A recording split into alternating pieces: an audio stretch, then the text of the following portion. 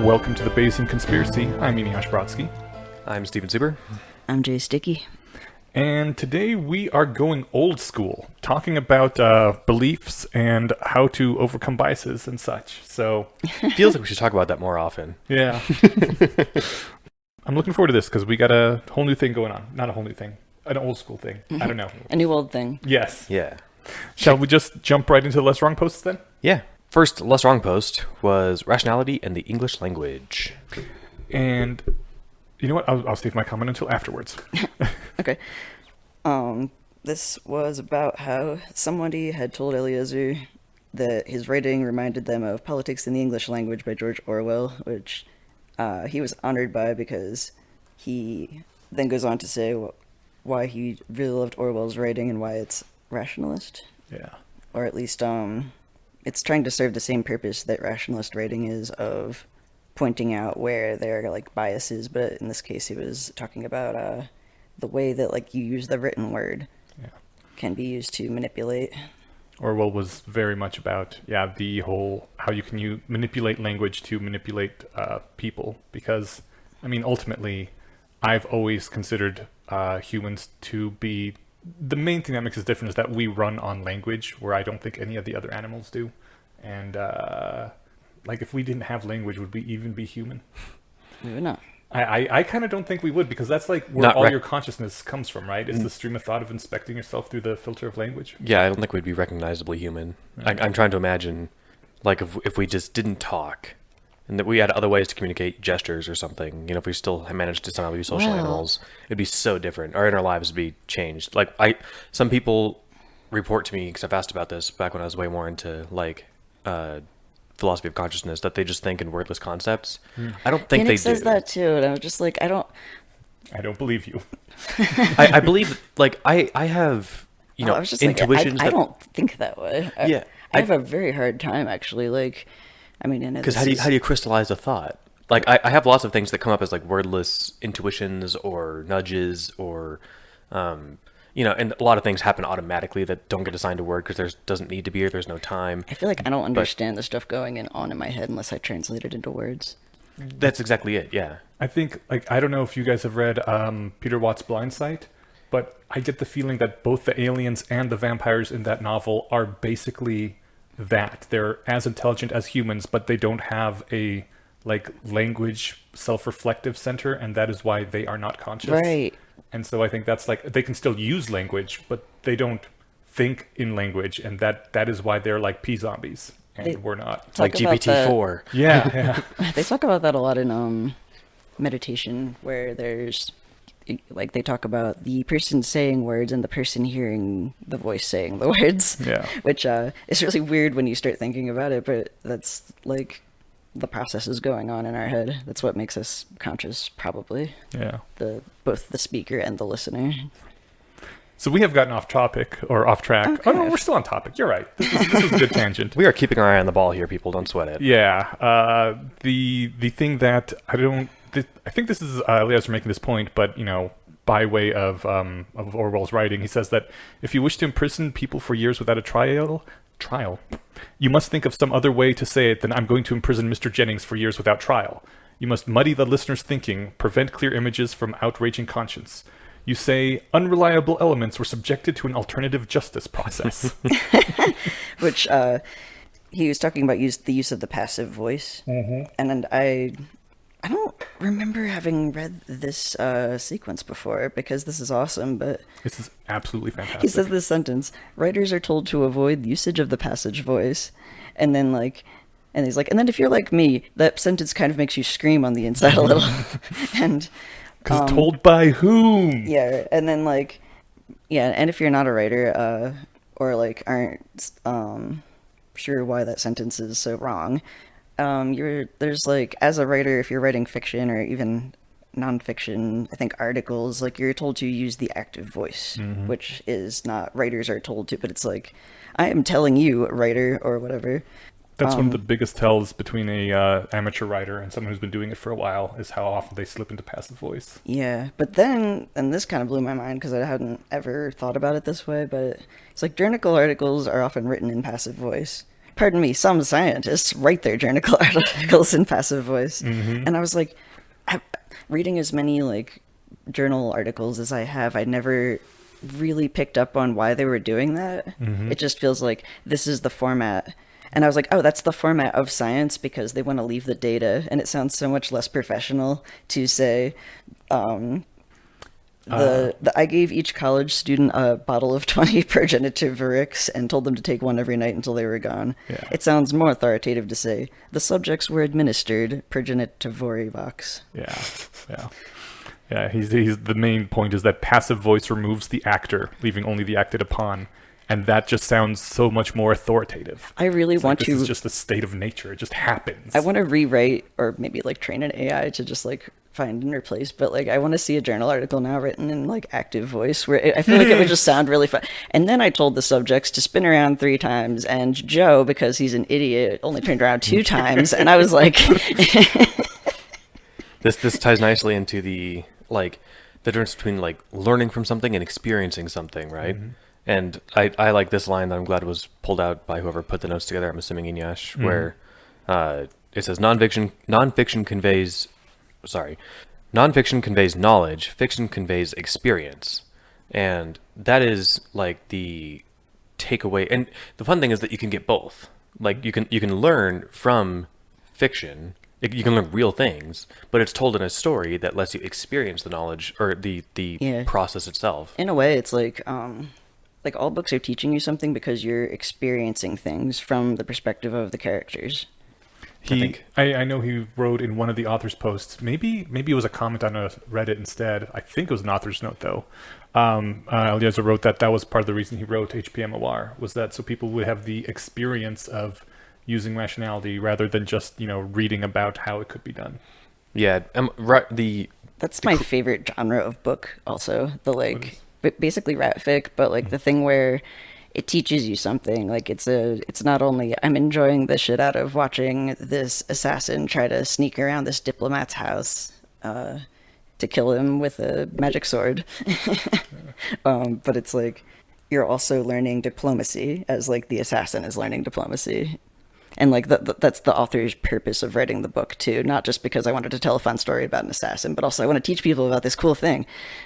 Yeah, I think that the inception and creation of Method to Rationality is one of like my favorite just things that have happened because it had so many purposes to it, and I think it hit all of them. Yeah, the fact that there was the like term rationalist fiction that was coined now, and now it can be a genre that people can sort of aim at is like my favorite thing that has happened in literature in my lifetime.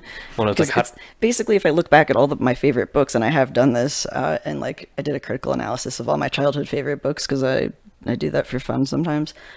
They're all rat fic for kids, or not, or for adults. But watching people figure out problems is fun. Yeah. And when you get to experience figuring out the problem with them, it's extra fun.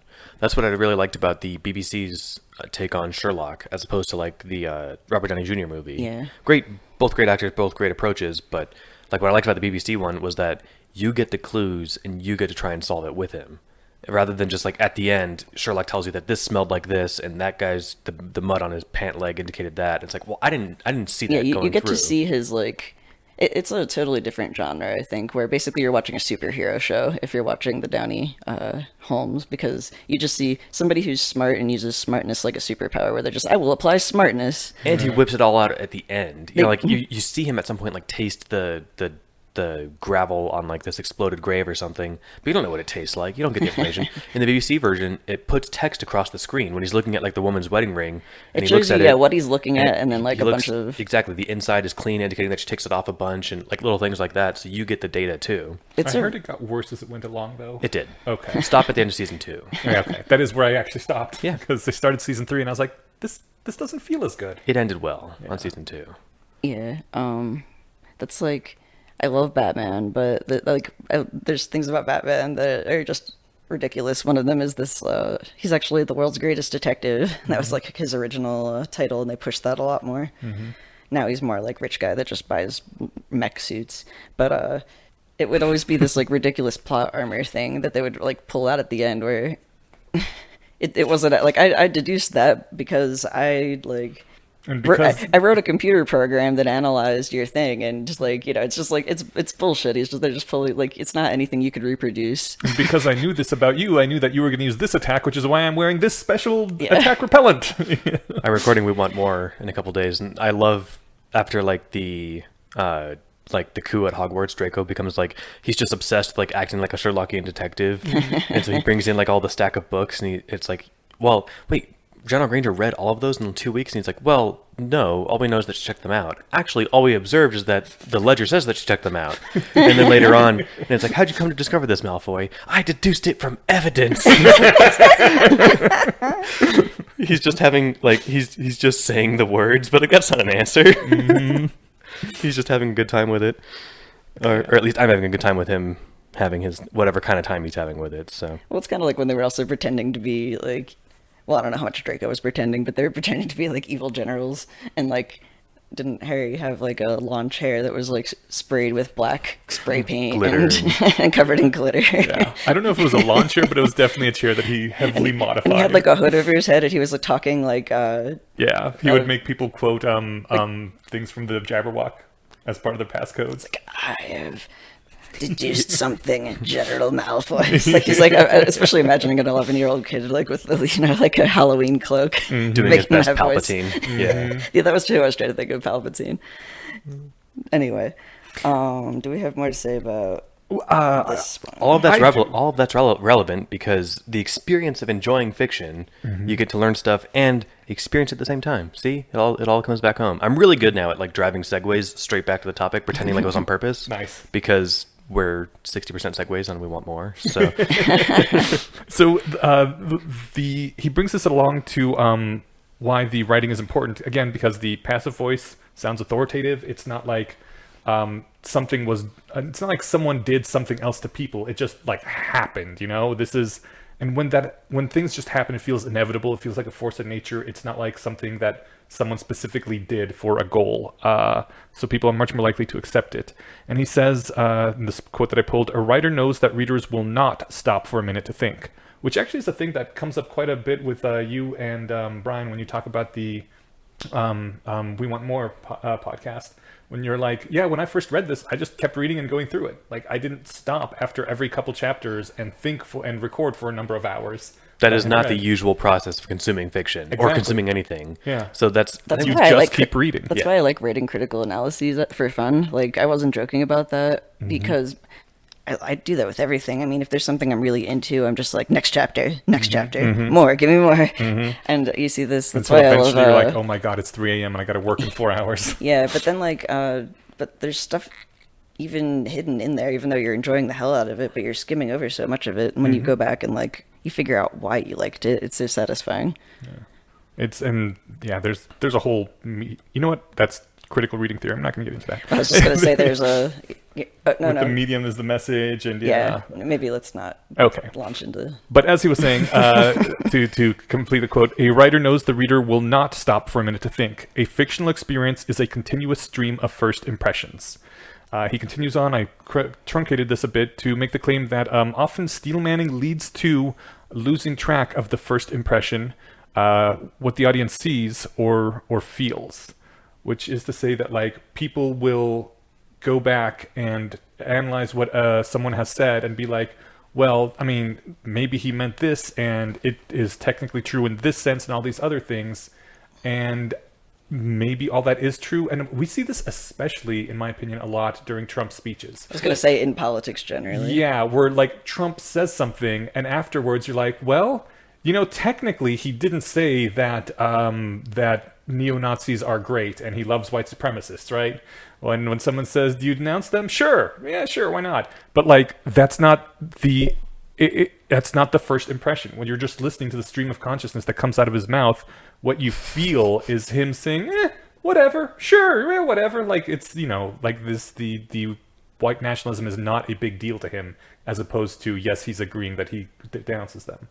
And that is kind of the whole purpose of using these sort of manipulative language to cloak the actual impression that is conveyed behind the sort of technical legitimacy. In particular, though, Oh, I just lost my.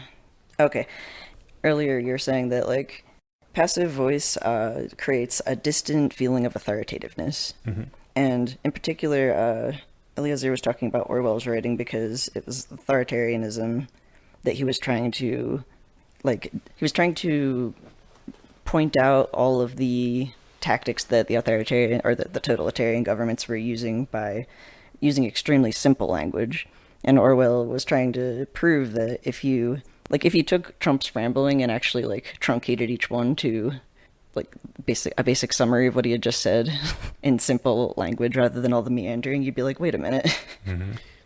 My funny thing on Trump is like, whatever, a week or two ago, it's hard to say because however many 50 news cycles that was, but like he said something along, someone asked him like, what, QAnon, and, is a big fan of yours, what do you have to say about that? And he's like, well, I don't know who they are, but I hear they like me, so whatever. Like, on the one hand, I like that, people that's a who very, like me. to someone who believes in dog whistling, that's a very transparent dog whistle that like, oh yes, I support all this and stuff.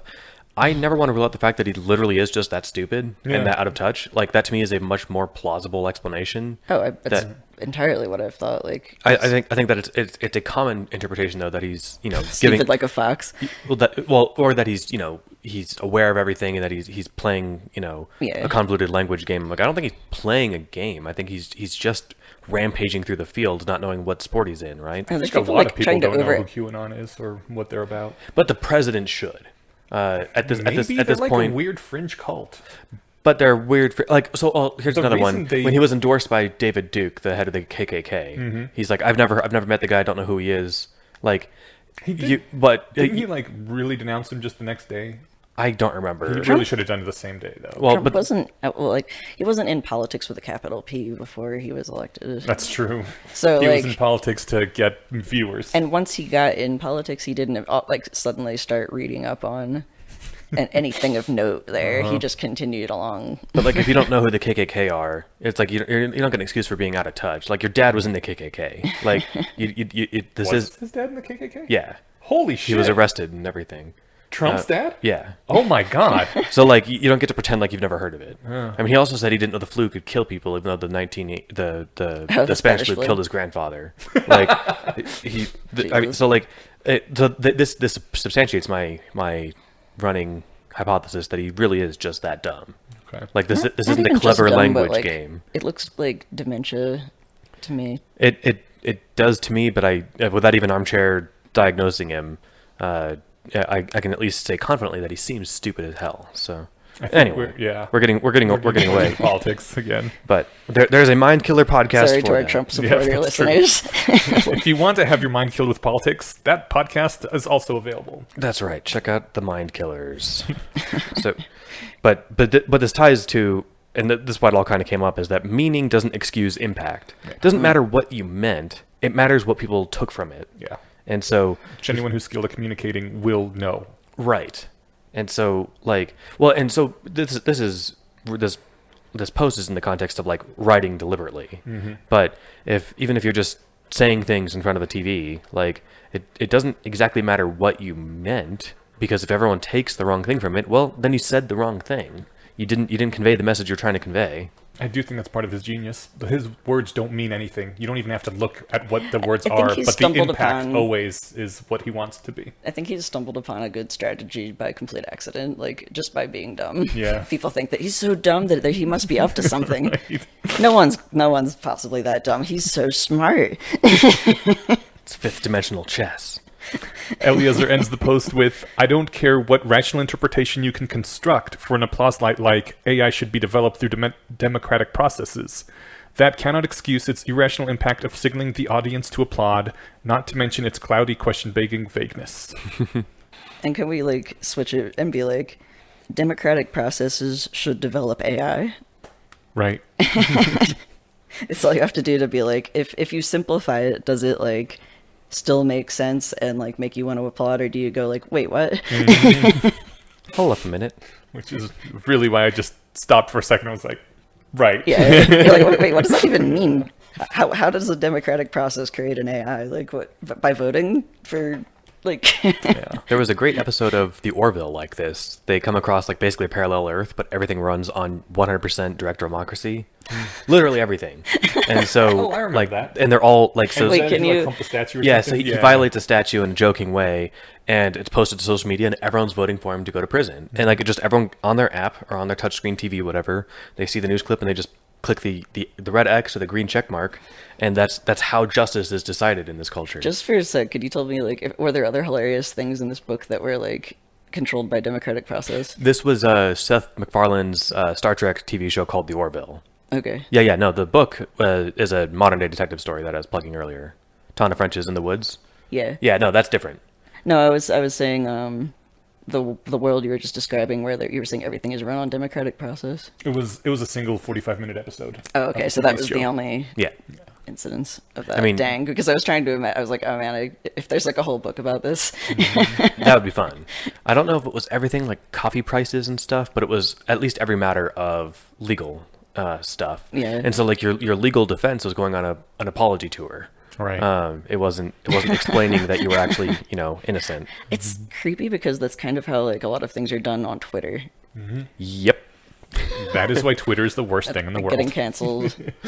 Yeah, And Twitter people being able to basically cast tweets as votes as to whether you're canceled or uncanceled. Twitter is a good example of this democracy thing, except for the fact that you don't need a majority vote to win on Twitter, whereas you would. Well, in no, you this kind of do. parallel I Earth. mean, you have to be able to sway the. You only need 60 angry people to. Yeah, you but I know- mean, they have to be able to sway the opinions of all the other people that they. or just get them to shut up. Yeah, but that's a good point. They have to.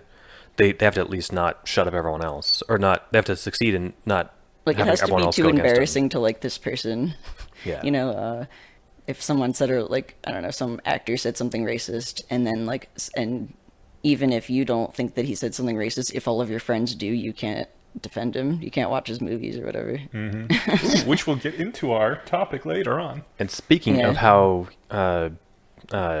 Twitter's the worst, this brings us to our next post: human evil and muddled thinking. You're so good at segues. I can't think of now. a better segue. It's like that was on purpose. I gotta say, this post is not like one of the famous posts that people talk about a lot. And after having reread it, I don't know why not. I keep thinking that about a bunch of the sequences we're reading, though, where I'm like, why isn't this one more popular? And then I'm like, oh, I guess I did that thing of reading them all really fast. Oh, okay. I think this one, combined with the one just before it as a setup, Although I don't remember really either should of probably be these. one of the foundational ones, and I'm kind of surprised it's not. But I don't even remember either of these. Were they even included in AI to Zombies? They were. That's how I listened to them on the drive over. Maybe I just.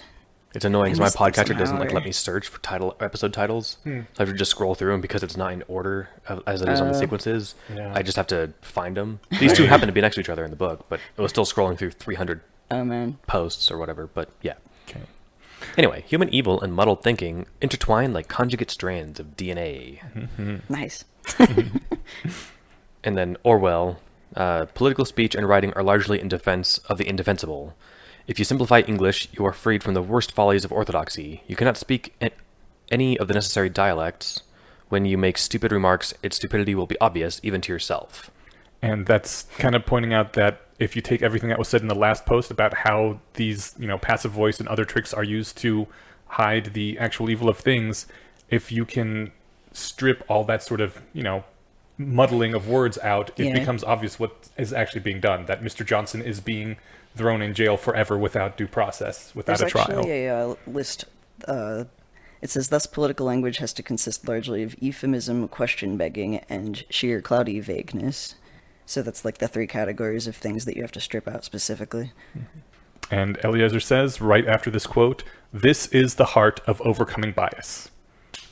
That you cannot speak any of the necessary dialects, and when you make a stupid remark, its stupidity will be obvious even to yourself. And that was like, That should be on a t-shirt. it should really, yeah. And on the back of the t-shirt, "This is the heart of overcoming bias." And also at the time, overcoming bias is in italics.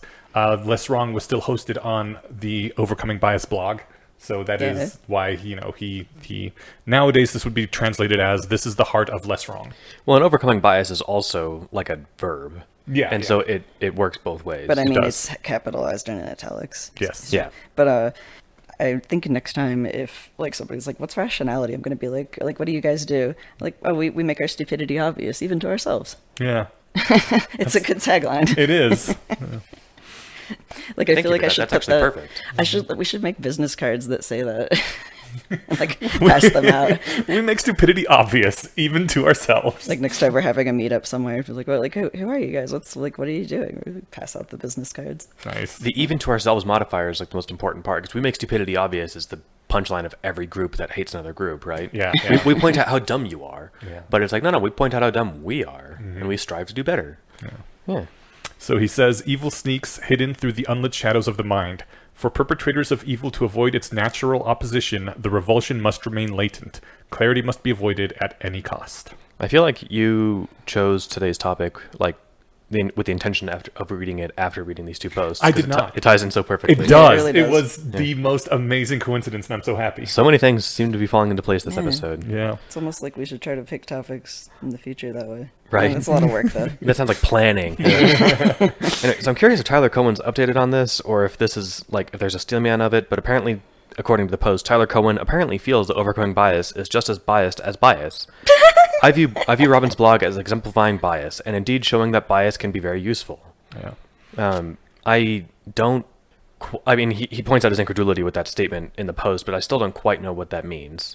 Like, I know what it means, but I don't quite know how someone can say that without, like, Well, I guess like sometimes bias can be useful. Like the whole point of religion is to tie groups together in pursuit in attacking a common enemy. That does totally And tie that can give into you our a lot of topic. bias, but it's very useful. Because they're talking. That's what we are going to get into. In the Yes, main it topic, is. about when bias can be useful. But I also hear similar things about, like, people say that about logic or science. They're like, well, logic and rationality are constructs of Western imperialism. Yeah. And science was done almost exclusively by rich white guys. yes. And it's like, okay, sure, but how fast does a bowling ball drop when you drop it off a building? that's racist, Stephen. How dare you? Like, wouldn't it be a remarkable fact of nature that if you're a black trans woman, it fell at 5 meters per second when you dropped a bowling ball? If we lived in that universe where depending on who you were changed what happened, that would be insane. Dude, we would have to start paying people to become black trans women so that we could get things into orbit cheaper. That's what I was going to say. Space travel would be so much cheaper. Jeez. Like, anyway. I didn't mean to, like, I'm not picking on a group. I'm just saying that, like, No, I'm picking the opposite of Isaac Newton, right? I'm being And- upset about this because there is evidence that late transitioning trans women have like average 130 IQ. Oh. And like science shows this, but social justice means we can't talk about it because everybody's equal. Yes. I've heard that from people that there's no Have you difference seen between how people. many like what's Chelsea Manning like no, god damn it, I'm trying to think of anyway, like basically if you think of who are like I don't know, what's like the primary profession you see a lot of trans women in? It's probably engineering, programming, mathematics. I would say that, but I also have a very skewed group selection bias thing. So, like most of the people that I know are programmers. and The less engineers. strong community is it very largely overrepresents educated white men, but also LGBT, specifically trans women. has like And somehow we're still three transphobic to four community. times the rate of trans women as the general population, right? I think more. More than that. I'm not really sure. I'd have to see this, the latest SSC numbers, but I mean, even 3 to 4 times more is a lot. it suggests to me that we're not trans exclusive. Right. But if you're coming under, I'm still annoyed with the charge that that's the case. But that's not what we're here to talk about. Absolutely. That rationalism or that rationalists in general? Yeah. Oh no, we're equated with like the alt-right if it's the SJWs, or if it's the conservatives the other way around. Like, Does that you know okay. how like people have to paint their political enemies as like as evil as possible? Yeah. Okay. And all being in the same bucket. So like, or if, endorsing all of the same thing. You know, like why do you care about gun control and abortion? right. Like, so if Dave Rubin doesn't like social justice warriors and some rationalists don't like social justice warriors, well, then they're both obviously opposed and thus And they also obviously hate on the exact feminism. same side. Right. And so they all have to endorse all of each other's opinions because, It's like people don't realize there's different reasons people can hate you.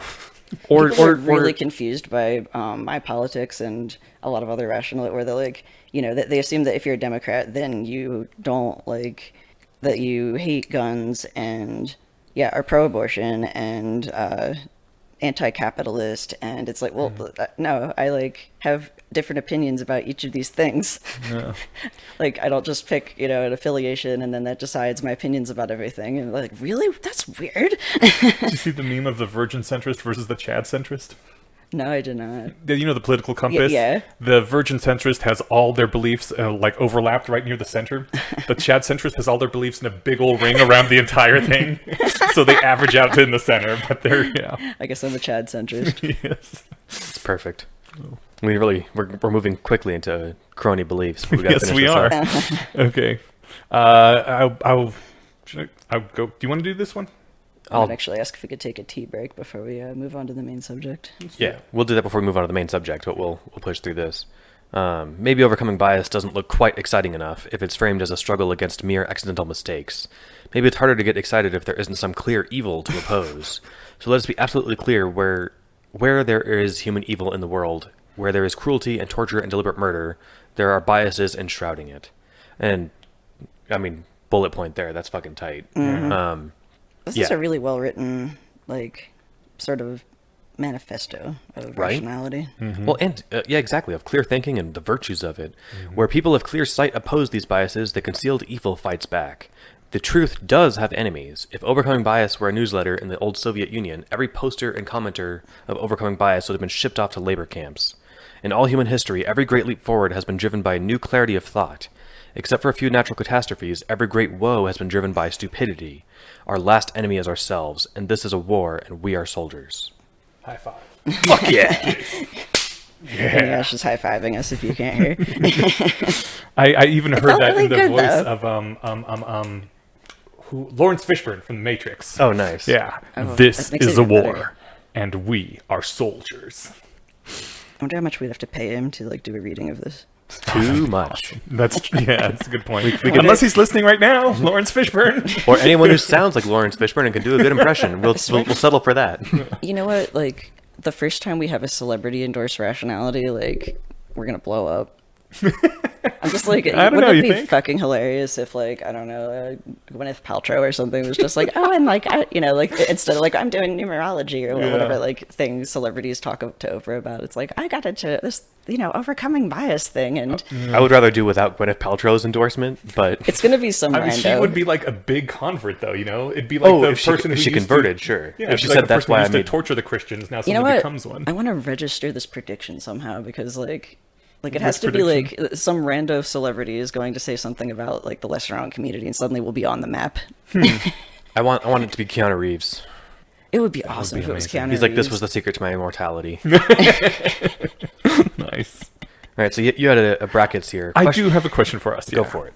So, I love that idea that evil hides in stupidity and in bias, and the more we can shine light on things, the more we just root out all evil. But my question is, like, how true is this? I think that I don't know if he's saying all evil resides there. Well, maybe He kind of says most evil seems to reside there. Most evil. from what I can tell, and Yeah. I think it's true. A lot of his argument is that you have to hide evil because otherwise the vast majority of people would reject it. They would be like, no, I'm not okay with Mr. Johnson being held in prison forever without a trial.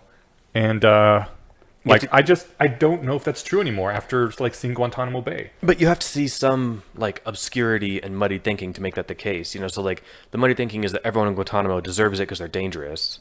And waterboarding isn't really torture. It's just an interrogation technique, right? Okay. Like, And Jews all... aren't really human. Right. Well, that's pushing it a little, like, that I mean, obscurity is a little more obvious. I think a lot of people, like, a lot of Germans would not have let Hitler come to power if they didn't have those crony beliefs. And of course, we're going to get into that. It's those The damn Jews are actually Jews. harmful. Like, and they probably all like were. I know Jewish people. They're not like monsters. Yeah. Well, and- but they were willing to accept that belief because I guess. I'm kind of just getting into the next thing now. It served a purpose. Yeah, but like It's beneficial to them. the examples of like modern evils, like the ICE internment camps and stuff, like people who are big fans of them because they hate they hate the people in them. Even they won't come out. They don't come right out and say most often. They're like, I hate Mexican people. That's why I like that they're in these terrible prisons. Racists will never say that they're racist, and they don't think they're racist. They used to. Like in the 50s, racists were actually like, Well, white people are just better. When it was acceptable. Like, Right. and Now it's they not muddy the socially thinking. acceptable now, but they still they'll be like, well, I'm not really racist. I believe in like scientific determinism or whatever the hell it's called. And they'll say like, I just want to protect our heritage or our culture. They couch it in all this muddied thinking. Yeah. Right. But if we're able to point a big spotlight at it and actually address it directly, it would come out and being the same 1950s bullshit. Right. And society is less tolerant of that now. I think that there are actual legit people out there that I would call evil, but they're people who really only care about themselves and don't care who they hurt. And I think one of them is our president, which is how we have proof that these sorts of people exist. But he only has support because he gives plausible deniability and couches everything, and like we were talking about with the muddied language and vagueness, right? Okay. If he came right out and said, like during the debate when he didn't want to denounce the Proud Boys, he had said stand back and stand ready or something. Stand back and stand by. Right. If he'd been like, and so like if that's not him saying you guys are the best, keep your guns polished, right? That's the level where like he's able to muddy the thinking by not engaging it directly, and everyone else then is now given cover to say, oh no, he didn't really say that he supports them. In fact, stand back kind of sounds like he's telling them to take it easy. So it allows people to play this game. So you think if more of the world, if the sanity waterline was raised and more of the world was not, if people knew about their own like tendency if we were all to, Bayesians, he wouldn't be in power, I guess. yeah. Okay. Even the people who agree with some of his policies wouldn't put up with it. Yeah, I think that's the main thing, and that actually is where I'm really glad that our big post ends up, or our topic for today on raising the sanity waterline, because that is apparently the solution, I think, right? Yeah. It's just a matter of building a community, and hopefully the community encompasses everybody, of people who are okay changing their minds and thinking critically about their own beliefs and biases, It right? does sound like the perfect time for rationality if you think about what he was talking about with Orwell and other writers, and whenever whenever shit starts to happen to the human race, and right now we've got this like Trump presidency possibly like going into, well, we'll see what happens with COVID, but and COVID, and and also a lot of things are on fire, although that's only affecting those of us with constant forest fires as part of our weather pattern now, but every climate change is affecting everybody. I don't know if those two have to do with each other, though. That was a tangent. No, it's all good. Well, I was trying to make a point, and then I kind of got lost in the weeds of my point. But should we wrap up the posts then? Yeah. I think we got to mention that next time we're doing doublethink, choosing to be biased. Why I'm bluking is that is what it says. I double checked. Yeah, it's a combination of blogging and booking. All right. Well, I hate it. It's hard to say. And planning fallacy. Yeah, and we're doing 3 because why I'm booking is very short and almost nothing. Perfect. it's like vlogging. Yeah. At least vlogging. I know what it says. Blooking. It just sounds like they misspelled booking or looking. Some things don't work very well as portmanteaus, and we just shouldn't. Or maybe we should, because they like vlogging is a hilarious word. Portmanteauing things is tight. I still thought it was really or I continue to think it's really funny that when the president was using Twitter, and like the fact that Twitter became like politically relevant, and like important political people had to say the word Twitter and talk about the fact that like now policy is being done via tweet. like this is the weirdest future. Yeah, that was the thing. Is like that's how the world learned that the president has COVID, because in a tweet after midnight, he's like, "I've got COVID." I don't know. There was that one. I mean, all right, I don't want to go on a political Can you rant. do that voice some more? It's my version actually from BBC Sherlock's Moriarty. What? When in the Oh, yeah, finale he of the does that second weird season, when they're on the rooftop, and he's like, "It must be true because I read it in the newspaper. I love newspapers." Like that's my sheeple voice impersonation when I'm trying to be tongue in cheek about it. Cool. Also, that actor fucking nailed that character. I know. Oh, was so he was good. so good. Everybody did a great job. Yeah. Our main topic for today isn't article on meltingasphalt.com called Crony Beliefs, and I'm betting a lot of people have heard of this, but I'd heard of it for a long time, but I'd never gotten around to reading it until it was assigned reading, and I fucking loved it. At the top, he also links to now inactive podcast that reads, I think he did like 18 cool essays, one of which is Meditations on Moloch. That's like an hour and a half. So I got to listen to this on the drive home yesterday, and it was fun. But what I like about this too is I'm going to share this with a friend who texts me once every 2 or 3 weeks asking like, how do you deal with this kind of crazy person? And I'm like, I think this is actually a good foundation for why is this person crazy? And I'm using that term broadly because we're going to explain what that means throughout it. But it opens up with talking about how, like, in our head everything makes sense. Our beliefs don't feel, like they're incongruent or that they're out there. It just feels like the way things are. We all know that because we're all rationalists already. But then you consider the beliefs of other people. It's an epistemic shit show out there. How could anyone believe this stuff? Like, no, seriously, how? And that's the point of that's the exploration here. Like, or the point of exploration here. Like, it is not sufficient to say because they're stupid. That's not a good answer, and that's a lazy response. Yeah. It is worth. Or they're evil. Yeah, or they're evil. But like, you just picture something like astrology. Like, they're not. It's easy to say they're stupid because they believe in that, but it's like, no, but that paints way too broad a brush. You can find otherwise smart people who believe in astrology. So like, what are they, selectively stupid? Like, Also, evil isn't a thing that exists. That always bugs me. Like, but when we took a break, we were just talking about SJWs. But like, nobody does things because of evil. Like, in their head, they're not like, man, wouldn't it be evil if I did this evil thing? Like, I could score more points with my evil god. You know what? I really want to do this thing to help this pair, but I gotta not do that for the sake of evil. That's my. That's why Voldemort from not Methods of Rationality is such a boring character, or like Palpatine. Like any villain that is just evil, like a Disney villain. Even Disney villains, they generally have like tried to make them more like three-dimensional as characters, rather than classic Disney, where it was just like, I'm an evil witch, and I will cast a spell on you. I love being evil. I'm giving you a poison apple because you're pretty and I'm evil. I mean, not to say that doesn't sound fun. I did have a story that I wrote in middle school, or like a kind of ongoing, I kind of want to reboot this, but it was just like, it would be really fun to write from the perspective of like, I was like, it's the henchman of like the evil character in your like typical hero versus villain thing. And the henchman also is evil and enjoys being evil, but it was just like, the sort of actually like, let's put on our dark cloaks and laugh now, ha ha ha. And like, I was like, it would actually be really fun to live in a world where like it's that kind of slapstick silly. I don't know. This is sort of how I felt about Worm, in a different way too. Where like, it is kind of fun, being the bad guy. It'd be nice and relaxing if like reality was that nicely. But they still don't think they're the bad guy, right?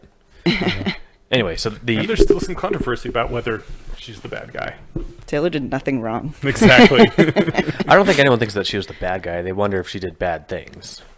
I don't think you get to save the world. There's some people that say she's the bad guy. I don't think you get to save the world and be called a bad guy. She knew she was doing bad things. She thinks they were justified, and some of the readers think they were not justified. Right. And and actually, like, that maybe that was the point of the book. Yeah. Assume it was intentional by the author. I have not read it, but people could make the case that maybe the world could have been saved in a different way with a not evil person, right? Not really, actually. No, okay. It was a necessary evil. Okay. Like Ender's Game. Yeah, like I don't think Ender's Game was the necessary evil. You didn't have to genocide the aliens. Actually, I only brought that up because when I read the book, they probably still do this, but what's the author's name? Orson Scott Card had like at the end there was a bunch of discussion questions, and I remember being like, I've never read like a fiction book where at the end the author's like, and here's some discussion questions that like you could bring up if you're talking about the book with your friends, or if it happens to be like read in school. And I was just like, that's cool. And one of them was like, was this justified? And I was just like, was it? I mean, I was, a kid, and I was just totally on Ender's side because like I related to Ender a lot. Yeah. And it seemed, it's also easy to be on his side because he was used. He didn't know he was genociding aliens. But like, he also like all of his things he was thinking of made internal sense. Where it was just sort of like, I'm trying to protect myself by doing X, Y, and Z, and because the adults had actually manipulated him, like, and because the adults made it very clear they would never protect him. Yeah. And he was on his own. Yeah, it was a really good book. And I was just floundering on Taylor and Worm because I do think there was literally no other way to save this. Like, so it was a lot of fun. It was great.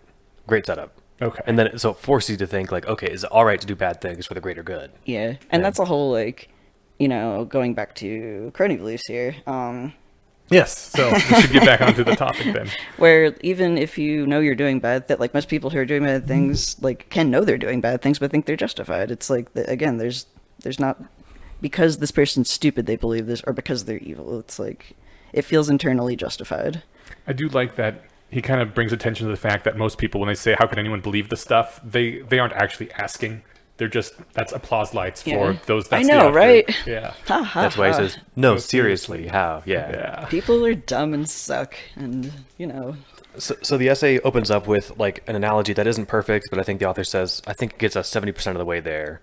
And it's the way to think of, imagine that your beliefs are like employees at your company, right? And for the most part, you hire them because they do a good job, and that is to say, they're accurate. They pay rent in our own lingo. they're employees. They get paid. They pay rent. Exactly. And yet you live in a society with a corrupt city council, and if you don't hire people who work for that aren't the cousin or nephew or whatever city council members, well, they don't give your company permits, and you eventually get just beaten Sued down by for something. Exactly. Yeah. You get beaten down into oblivion. So you need to hire some crony employees for this nepotistic, terrible society you're in, just to stay afloat in the world that you exist in. Every company needs one employer that's like a cousin to the mayor or assistant to sister on someone's city council or something. Exactly. They're the director of something. Yeah. And so that the analogy here is that the cronies that you have to hire, these are the beliefs that you have for basically I was going to say not good reasons, but there actually are. That is a good reason, There's like, right? Yeah. It is for survival. He says like every belief has a job to do, and for the merit-based beliefs, like the merit-based employees, it's the job is to help you survive and to have more reproductive success. Yeah. And that's the bottom line of the organism, and any belief that inaccurately models the world and leads you astray would generally be let go, like an employee that isn't doing their job. Yeah, I'd want to call those like instrumental beliefs, where whether it's a good or bad belief, it's helping you achieve a goal. Yeah. I found the word. What were the two they had? Merit beliefs and crony beliefs. Yeah. I kept finding the word merit belief to sound too much like, I don't know. That's like my one nitpick with this essay. You don't like the term merit belief? I'd prefer the like instrumental because it sounds like a good belief. Merit, I don't know. Well, crony Maybe that's just me. beliefs are also serve the instrumental Yeah. purpose of keeping you afloat in society, right? Yeah. He says the crony employees earn their keep not by doing good work, but by keeping the mayor off the company's back. So they do have a purpose, and it is valuable to the company. Yeah, he said, what was it right here?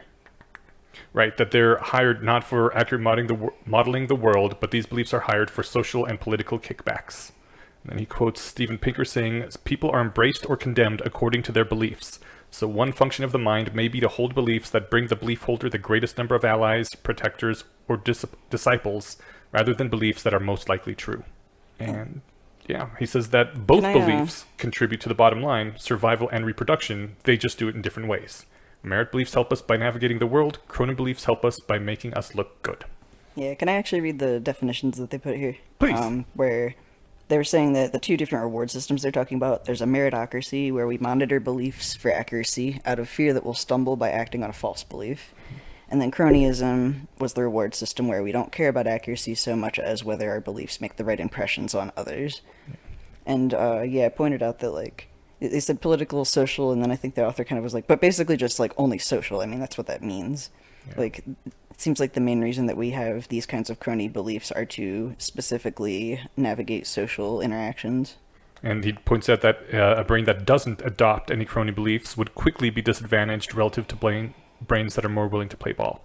Much like that company that doesn't adopt any crony employees will find itself out of business in 5 years just because of all the pushback from the local politics.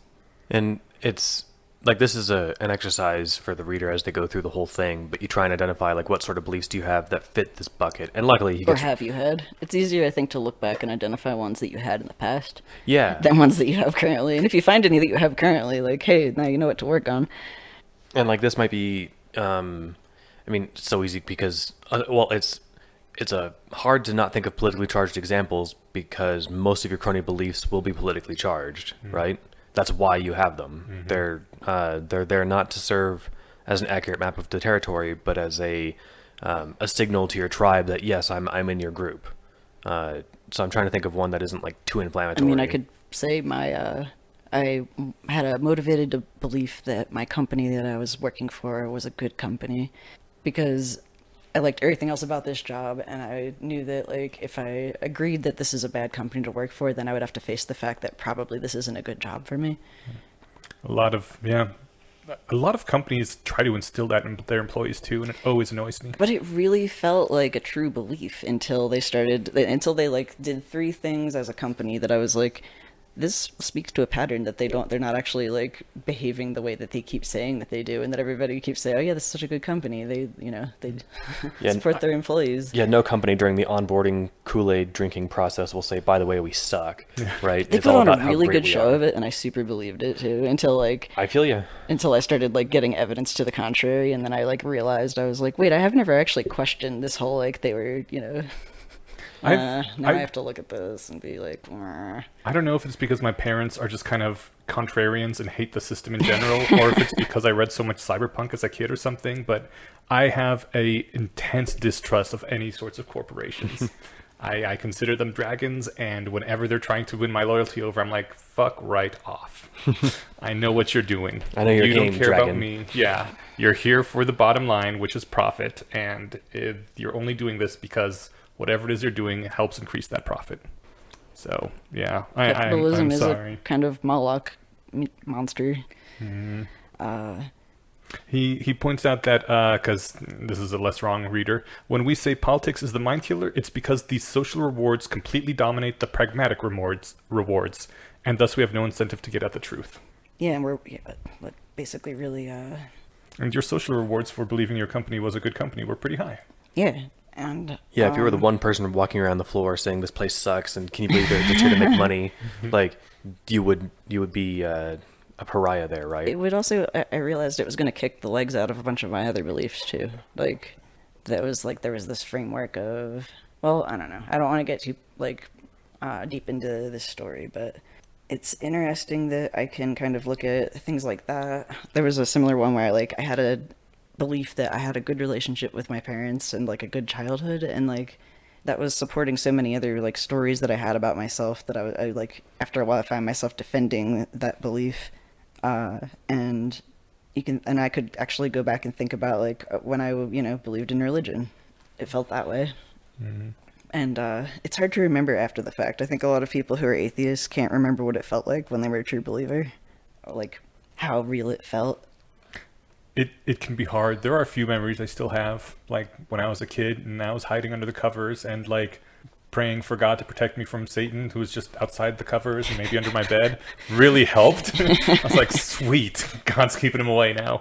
Which, I mean, it's super immature because, like I said, I was a really young kid, but that really felt like, oh, sweet, I got this and it's helping me. Yeah, I think when you deconvert as a kid, though, then like as an adult, I don't know. I remember especially when like neo atheism was a thing, and a lot of people were talking about like, how could anybody believe this? It was stupid. I always knew it was stupid, or like it's a really easy belief to, and I'm just like.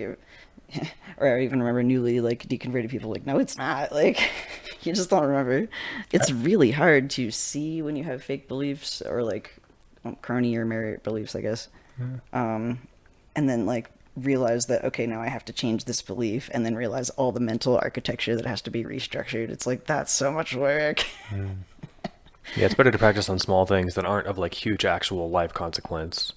Like they're all political examples. Like it's a popular conception that like, all right, well, let's just go ahead and get canceled. That like the police violence problem is like exclusively against the black population of the United States. That is a popular belief, and if it's not exclusive, it is overwhelmingly so, or it's like 95% or something, right?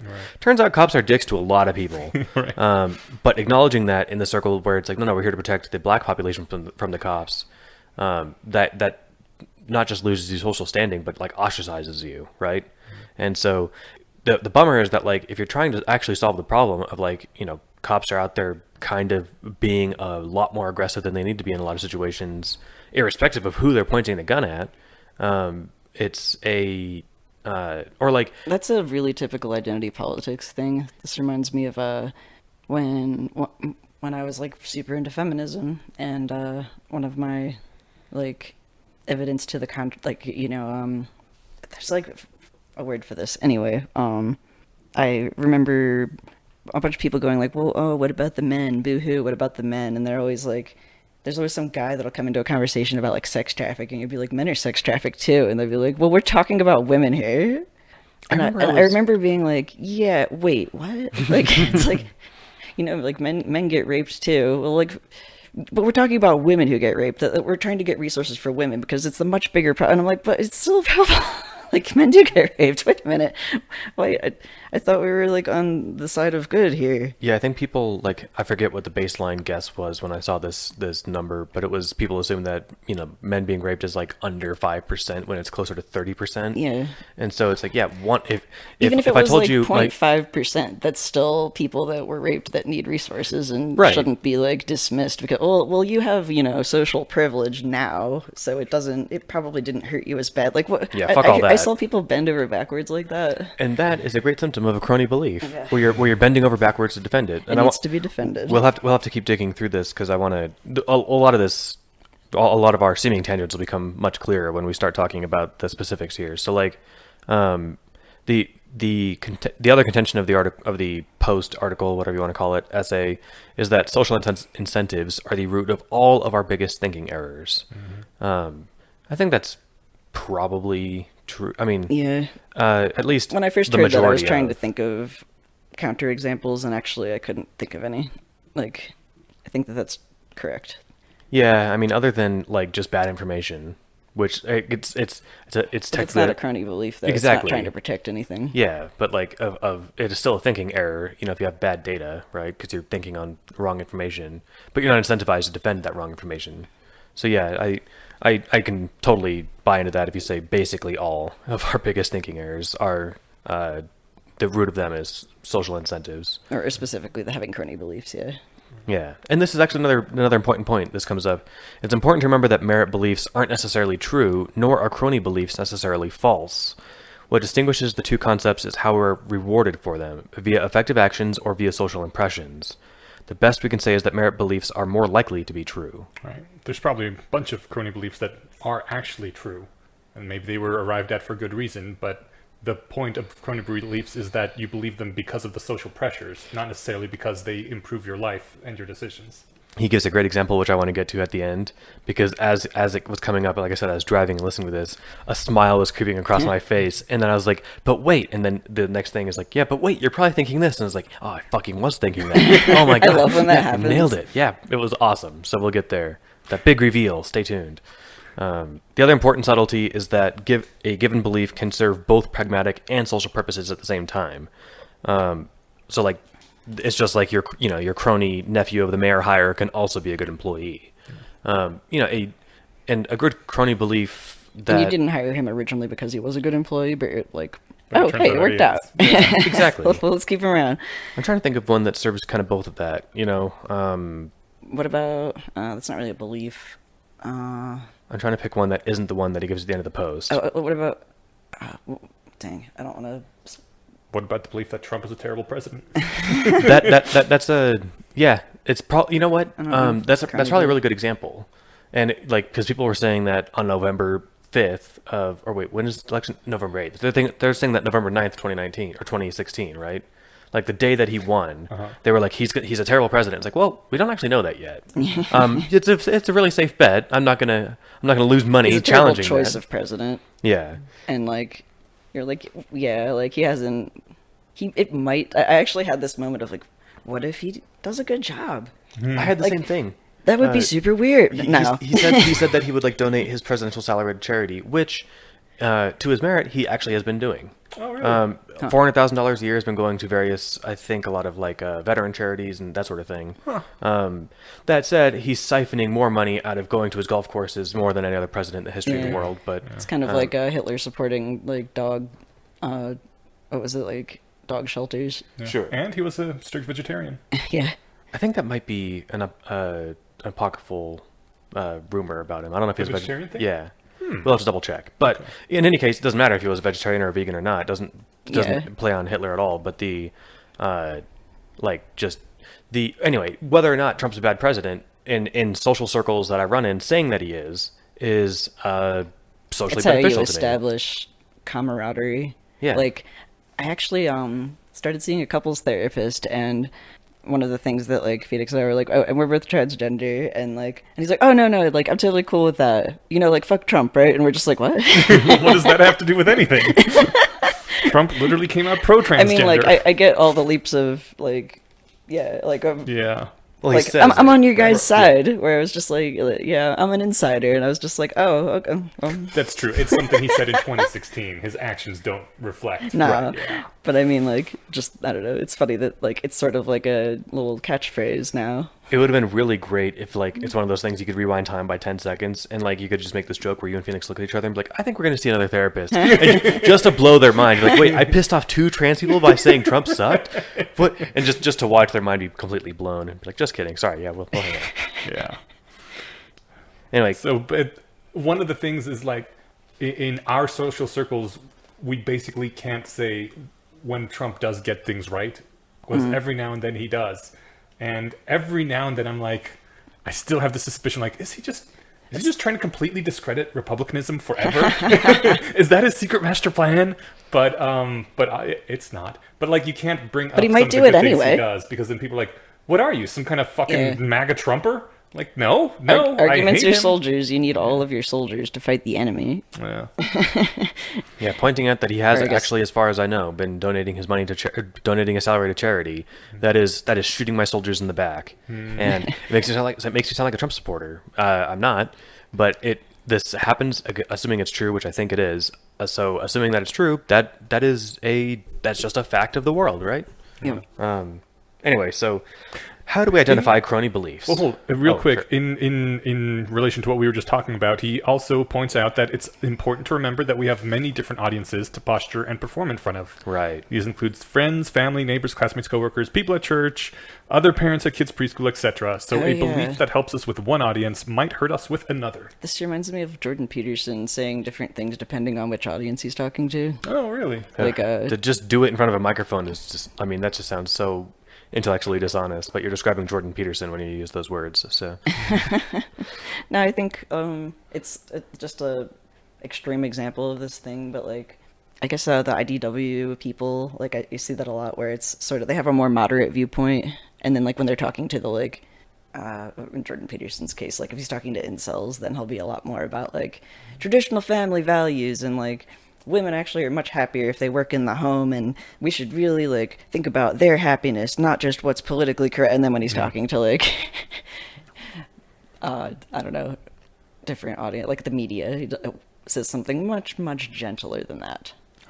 It just strikes me like just a vacuous person who wants to get airtime at that point. Like, Yeah. But but he's saying the things that the different people want to hear, and sort of morphing the severity of his beliefs or like different components of them depending on who he's presenting them to. I just wonder if he actually believes it. Either one, right? Like, or is he just saying what people want to hear? Which it's hard to distinguish from the outside if someone believes something or not. I'm not in his but head, yeah. so I don't know, but the Yeah. impression I've got is that like, yeah, he does have this belief set, Right on. and he just thinks that these ones are like, I mean, I don't talk about some of my like less like social justice-y. I have like some social justice-y friends that I just don't like talk about, you know, things like saying that Trump is giving to charity, or the thing about like there's this weird thing where there's a certain category of trans women have much higher IQ than average. What's going on there? Even like that would be like if you say that black people are like much physically superior at a specific sports, like it's like positive racism, or Asians are good at math. It's still racism. That's generalizations. People are all just as good as each other. That's one that I always find weird. Is that something people say? It's sort of like it's you can't talk about IQ in SJW circles because IQ isn't real because it's unfair. Okay. I mean, I admit it's unfair, but Like I agree that it's unfair, but I mean like people there's will a lot of equate shit that's unfair. saying that like they're people are just born with different IQs as being like, well, you're saying some people are better than other people. And I'm like, I did not attach a value judgment to it. But It's like saying some people are born taller than others, and they're like, well, you're saying some people are better than others. yeah. It's a lot like that. Yeah, that's not They're what I willing said. to say that. Like, people are willing to be like, okay, well, like, on average, there are more black basketball players. And, like, maybe it has something to do with, like, having a physiology that's good for basketball. But, like, for things like IQ, it's like, even if there seems to be, like, it makes sense why borderers have the culture and, like, they didn't prioritize IQ because they, like, were in a war zone, and what made sense was to prioritize, like, aggression and the physical strength and loyalty, and, you know. But, like, I mean, that's sort of getting more into Stephen, lead us back onto topic. yeah, You're the segue master. give us a segue. I will just grab the wheel and yank us back on the road and just say that. So when you're identifying crony beliefs, like the other thing to keep in mind is that like it's not labeled in your head as crony, right? Yes. Otherwise, like so you've got, and he doesn't mention this in the post, but you've got your PR representative that Robin Hanson talks about in the Elephant in the Brain, right? That person, you're kind of like the person who doesn't make the hiring decisions. You're just sitting there in your office, and then you've got your HR rep that comes in and reports how things are going. Your HR rep isn't going to say, by the way, Robert, the mayor's son sucks at his job. He's going to say, yep, numbers look good. And it's like, oh, great, thanks. But crony beliefs are designed to mimic ordinary merit beliefs. Like, the mayor's son in this analogy still has to show up and clock in every day. Otherwise, it would be way too obvious he's not doing his job. So he needs to come in and pretend like he's working, right? Even if he's just playing Galaga the whole day, as long as he's looking at his computer. So, And he says that, something has to be aware that they're crony beliefs, or else we wouldn't be able to give them the coddling they need to survive. Exactly. That's the other side of the coin. That it's not labeled bullshit, but there's something there where you treat it differently, and there's a reason why. So part of your brain knows that it's different. I remember. Yeah, sorry, you were going to say something. Just following up on that. Go ahead. You remember? In one of like the video game companies, like a startup company I was working for, like I think they actually bring this up as an example in this essay or something similar, but it was like, okay, we're gonna like do employee evaluations, and my boss being like, oh man, we got to get the crony, like the person who was like the CEO's friend or whatever, like we got to like train him to look good for the HR, and like. But, like, not in it wasn't, if pressed, I think he wouldn't have said, because he's bad at his job. It would have been, well, because, he's kind of new here, and we're still all kind of trying to figure out, like, our culture, and, like, we want us to all look good together as a team. Like, it wouldn't come out and say, the dragon is permeable to flour. we need to make sure this idiot looks like he's doing his job, so they don't squint at him too hard. It immediately reminded me of that interaction with Draco and Harry. Right. Yeah, he's like, obviously some part of you knows the truth because you have to come up with the arguments beforehand. Yeah, I think the parable of the dragon comes from Carl Sagan's The Demon Haunted World, and I think Harry does pull that straight. He does use the dragon analogy, right? Yeah. That's I knew that there was a where, less wrong post that talked about it, but I couldn't remember if Harry used it or not. But yeah, so he says the trick is to look for differences in how they're treated. Exactly. So how do we treat crony beliefs versus merit beliefs? The dragon thing's actually a really good analogy here, where it's like, what was it? Like, what if I throw... The thing was, I have an invisible dragon, and then, okay, well, can I touch it? Well, no, it's also, like, permeable to human flesh. Well, can I, like, throw some flour to see if it makes the outline of a dragon? It's like, well, no, it's gluten intolerant. Where, like... Can I measure the respiration? Well, it doesn't actually, breathe. Yeah, like all that stuff. They're making advanced excuses because they know the kinds of bullshit they'll have to explain away. Yeah, you have to be able to defend it. Wasn't there a list of the... I think... We're not quite there yet. Before we get to the list, yeah. You don't want to get there. I think the thing he points out that was really helpful to me was that merit beliefs lead to attitudes at like the fear of being wrong, or even an eagerness to be criticized and corrected. A meritocracy... Those seem like opposites. Fear of being wrong and an eagerness to be corrected. Well, because you actually don't want to be wrong. You want to be corrected if you are wrong. Oh, okay. That didn't make sense to me either. Fear of being... Oh, okay. Yeah. Like, fear of my belief being false sounds like a little different if you read it the other way. It's Okay, like, oh no, I I can't believe, if there's a height disparity between races or something. Yeah. That would be scary to believe, so I don't want to believe that. Right, no.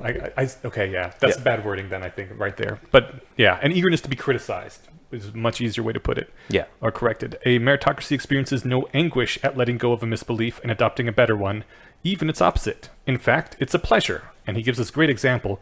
If I believe that my daughter's soccer game starts at 6, but my neighbor informs me it's at 5, I won't begrudge his correction. I'll be downright grateful. It's perfect. That actually reminds me of your thing about being corrected with grammar. Yeah, that's what I was thinking of too. It's like, yeah, I don't want to sound stupid. Thank you. Bring in Versus, all my. I don't want you to make me look stupid in public. Yeah. Right. This is the way people get all mad about being corrected. I look plenty stupid in public just by saying things. I at least want to use the right words. So Crony Beliefs mostly don't care about whether they're making accurate predictions. We have little need to seek out criticism for them.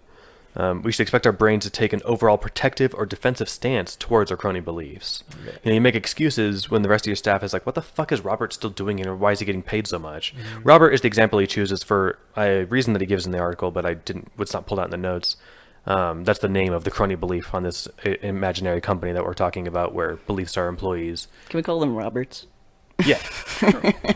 Wait, No, we don't have to. I mean, Just for the kidding. purposes of this episode, but Oh, it's not going to translate into the wider world. what?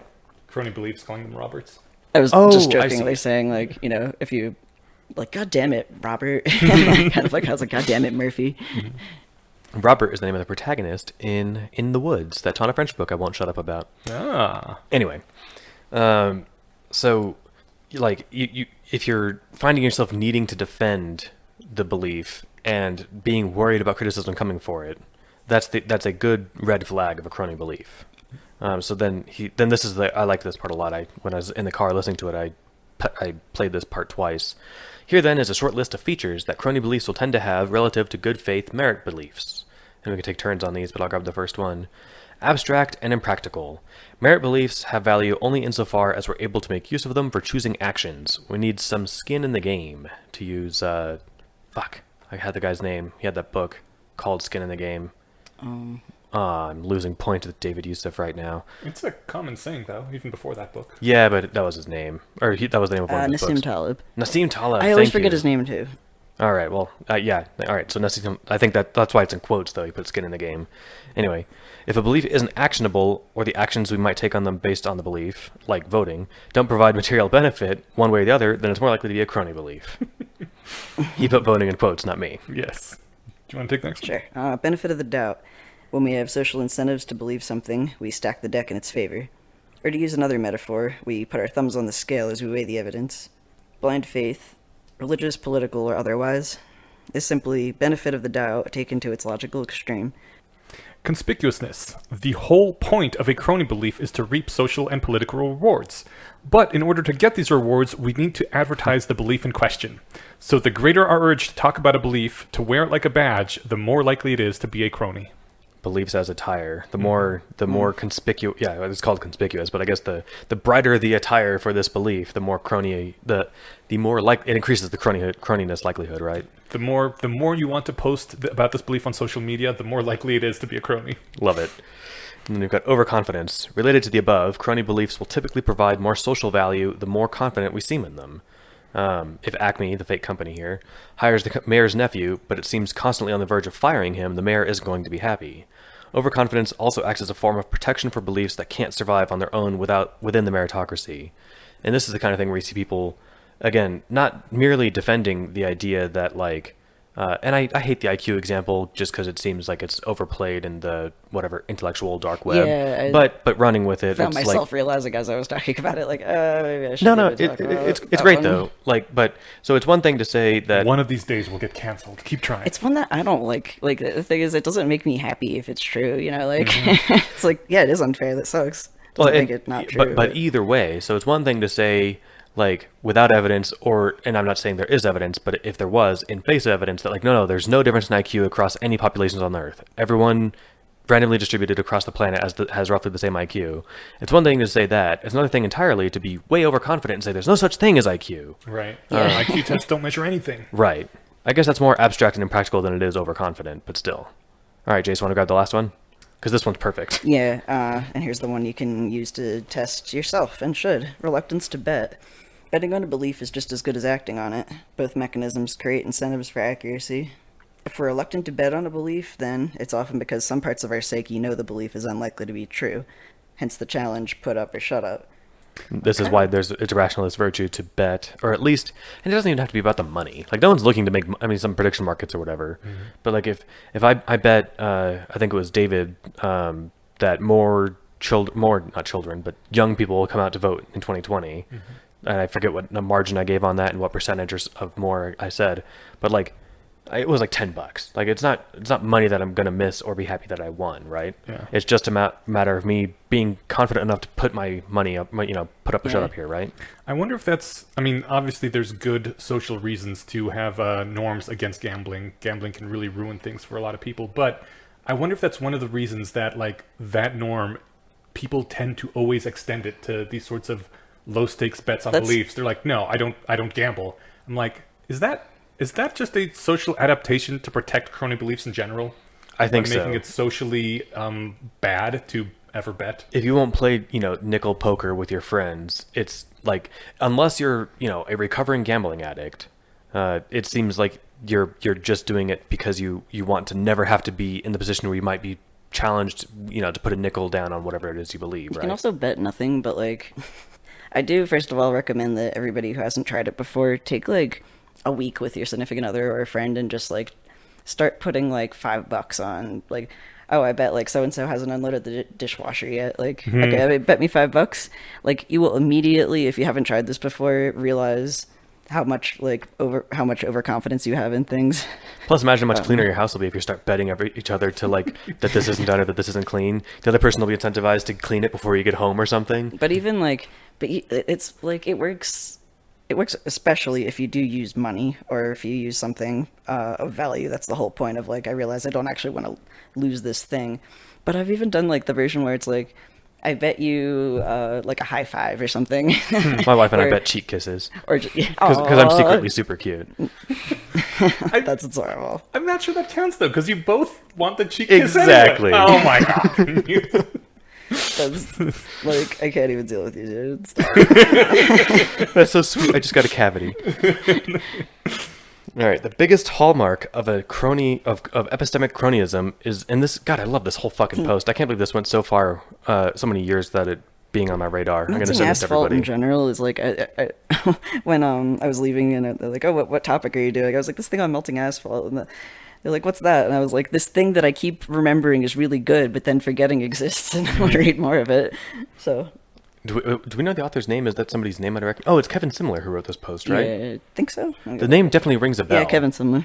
I'll have to just Google the name to figure out why I know who that person is. Anyway, so the biggest hallmark of epistemic cronyisms, I bet some of our listeners have already guessed it, is exhibiting strong emotions. And when we feel proud of a belief, anguish over changing our minds, or anger at being challenged or criticized, that is not how one treats a merit belief, right? That's the thing I kept... Imagine being pissed or scared that or angry that your neighbor told you that your daughter's soccer game was at 5. Yeah. And being defensive of like, no, it's really at 6. And it's like, no, like that is such an easy example. I mean, it's obviously also a low stakes belief. Well, actually high stakes. If you missed your game, you should be disappointed, Mm-hmm. Anyway. Yeah, that was like, that's the thing I kept trying to think of a word for it. Maybe red flags is a good word. That feeling of pride, anguish, or proud of the belief, anguish over changing your mind, anger at being challenged. That was that red flag that I would get when I would like start to be like the whole feminist like shitting on men thing, where it was like feminism is good. There was that like, but that's not good. Where it's this little like sort of flashing alarm in some corner of your mind. Yeah. But like the rest of, and then but it's really hard to see, and it's like you're really sort of incentivized to just let your eyes roll off it. Mm-hmm. Like, yeah, but I know that feminism's good. That's just probably a few people on Facebook that are saying this one dumb thing. But like the rest of nobody else would ever say that. Right. I'm defending it. That's the problem, because I'm feeling strong emotions. Yeah, because then like, do you feel a reluctance to say to people, hey, this is just a thing just a few crazy people believe, right? Because if you say that out loud, do you feel like you're going to get attacked by the group? If you identify as part of the group and then like... that was one of my problems when a group I was in said some crazy things like that. I was like, haha, that's pretty crazy. No one actually believes that. And then the whole group turned on me. I was like, oh, Whoops. I had seen like people talking shit about men, like who were men, like specifically, like white cis men, right? As like the joke in That's the worst kind Cards of man. Against Humanity or something, and then everybody laughs, even like the white, like the person who threw the cards, some of his like white cis friends, ha ha ha, yeah, like it's like Hitler, ha ha ha, white man, and you're like, you don't get that little red flag there. Yeah, I have a red flag that goes off whenever anyone makes a shitty generalization about an entire group. I don't care if it's, even groups I dislike. If you're, if it's like Republican, and I like Republicans, don't get me wrong, but I'm just picking people on the other sides of aisles that I'm on. If someone says all Republicans suck, I'm like, I know nice Republicans. Suck a dick. You guys are being mean. That's the worst part, because I actually do know some friends who are Republicans and are my friends. And in a group, if someone says something about all Republicans, I'm like, no, not. There's some good ones, and they're like, "Oh, so you're not all menning us, what?" And you get jumped out for shit. I'm like, just don't say that about all Republicans. I don't want you shitting on my good friend. This is why I You know, don't by talk all, with we don't people mean like all. online, because you get fall into those terrible traps. Yeah. There was a Republican in my groomsmen party at my wedding. How dare you? Right? How dare I have a diverse group of friends? That was like one of the things that ended up breaking, like after I had enough red flags, was when like people started saying, well, they should know that by all men we don't mean all men. Yeah. It's like, And then I'm what would you mean? What are you talking about? Well, this is the same kind of bullshit where people will defend Trump statements, right? And it's like, all right, what would you say if you meant all men? Would you use the words all men? Like, that's what I would use. Yeah. What, are you fucking kidding me? No, like, seriously. Or even if they say, like, we obviously didn't mean your one moderate Republican friend who. Yeah. You should know that. But that's the thing, is like they'll even have like the ones where they say literally all men. It's like, oh, I didn't mean literally all men. It's like those are the words you used. We're getting off onto So as you can Not all tell, men. our beliefs that about the our beliefs about how bad Crony beliefs are is a Crony belief. Right. We're obviously getting emotional about this. So Right. That is a red flag. I don't know. It doesn't mean that like emotions have no place. Like. No, emotions have a place. In being a human with experiences and beliefs, but when you're analyzing your beliefs and trying to decide what is true, it shouldn't have an emotional component to it. It might be scary to acknowledge that something that you once believed is false, right? Or that a belief that you feel like is important. But that's the point. That is what a Crony belief feels like to challenge. It feels like grieving, actually. Like when It does. I had to like basically be like, I'm not a feminist anymore. Like it felt like I really wanted to believe that there was like this group of people that did want to do good things for this group of people and also weren't like willing to be assholes to the other groups of people. I think there was in the past. Maybe I'm wrong. They're probably, I don't know. Well, and you can still say you're a feminist, just like not those feminists. Like that's the thing, is that's why Hashtag not all feminists. I also don't like ist words, right? Like that because that's the problem. People assume that you fall into this entire blanket statement of the first person they met on this, right? So like some nice person, their first encounter with the so-called rationalist community is some 14-year-old dipshit on Reddit, and they're like, oh, that's rationalists, and it's like, well, no, first of all, but second, like, so that's the problem of like uniting under a banner. And I see this, it's hard to coordinate a group without that, and yet like if you JC say it's bummer that you're not a feminist. I bet you believe everything you want feminists to believe. Yeah, right. I actually, when Inigo said that I used to believe that, I was like, yeah, basically, like I'm like a '90s feminist, I guess. Mm-hmm. Or, I don't know, like there definitely were the different waves of feminism, and they changed be like official party lines, and I think that the official party line has changed to like sort of the regressive one. That is my impression as well. Yeah, this just falls back on. There's TERFs too, which is super weird. Mm-hmm.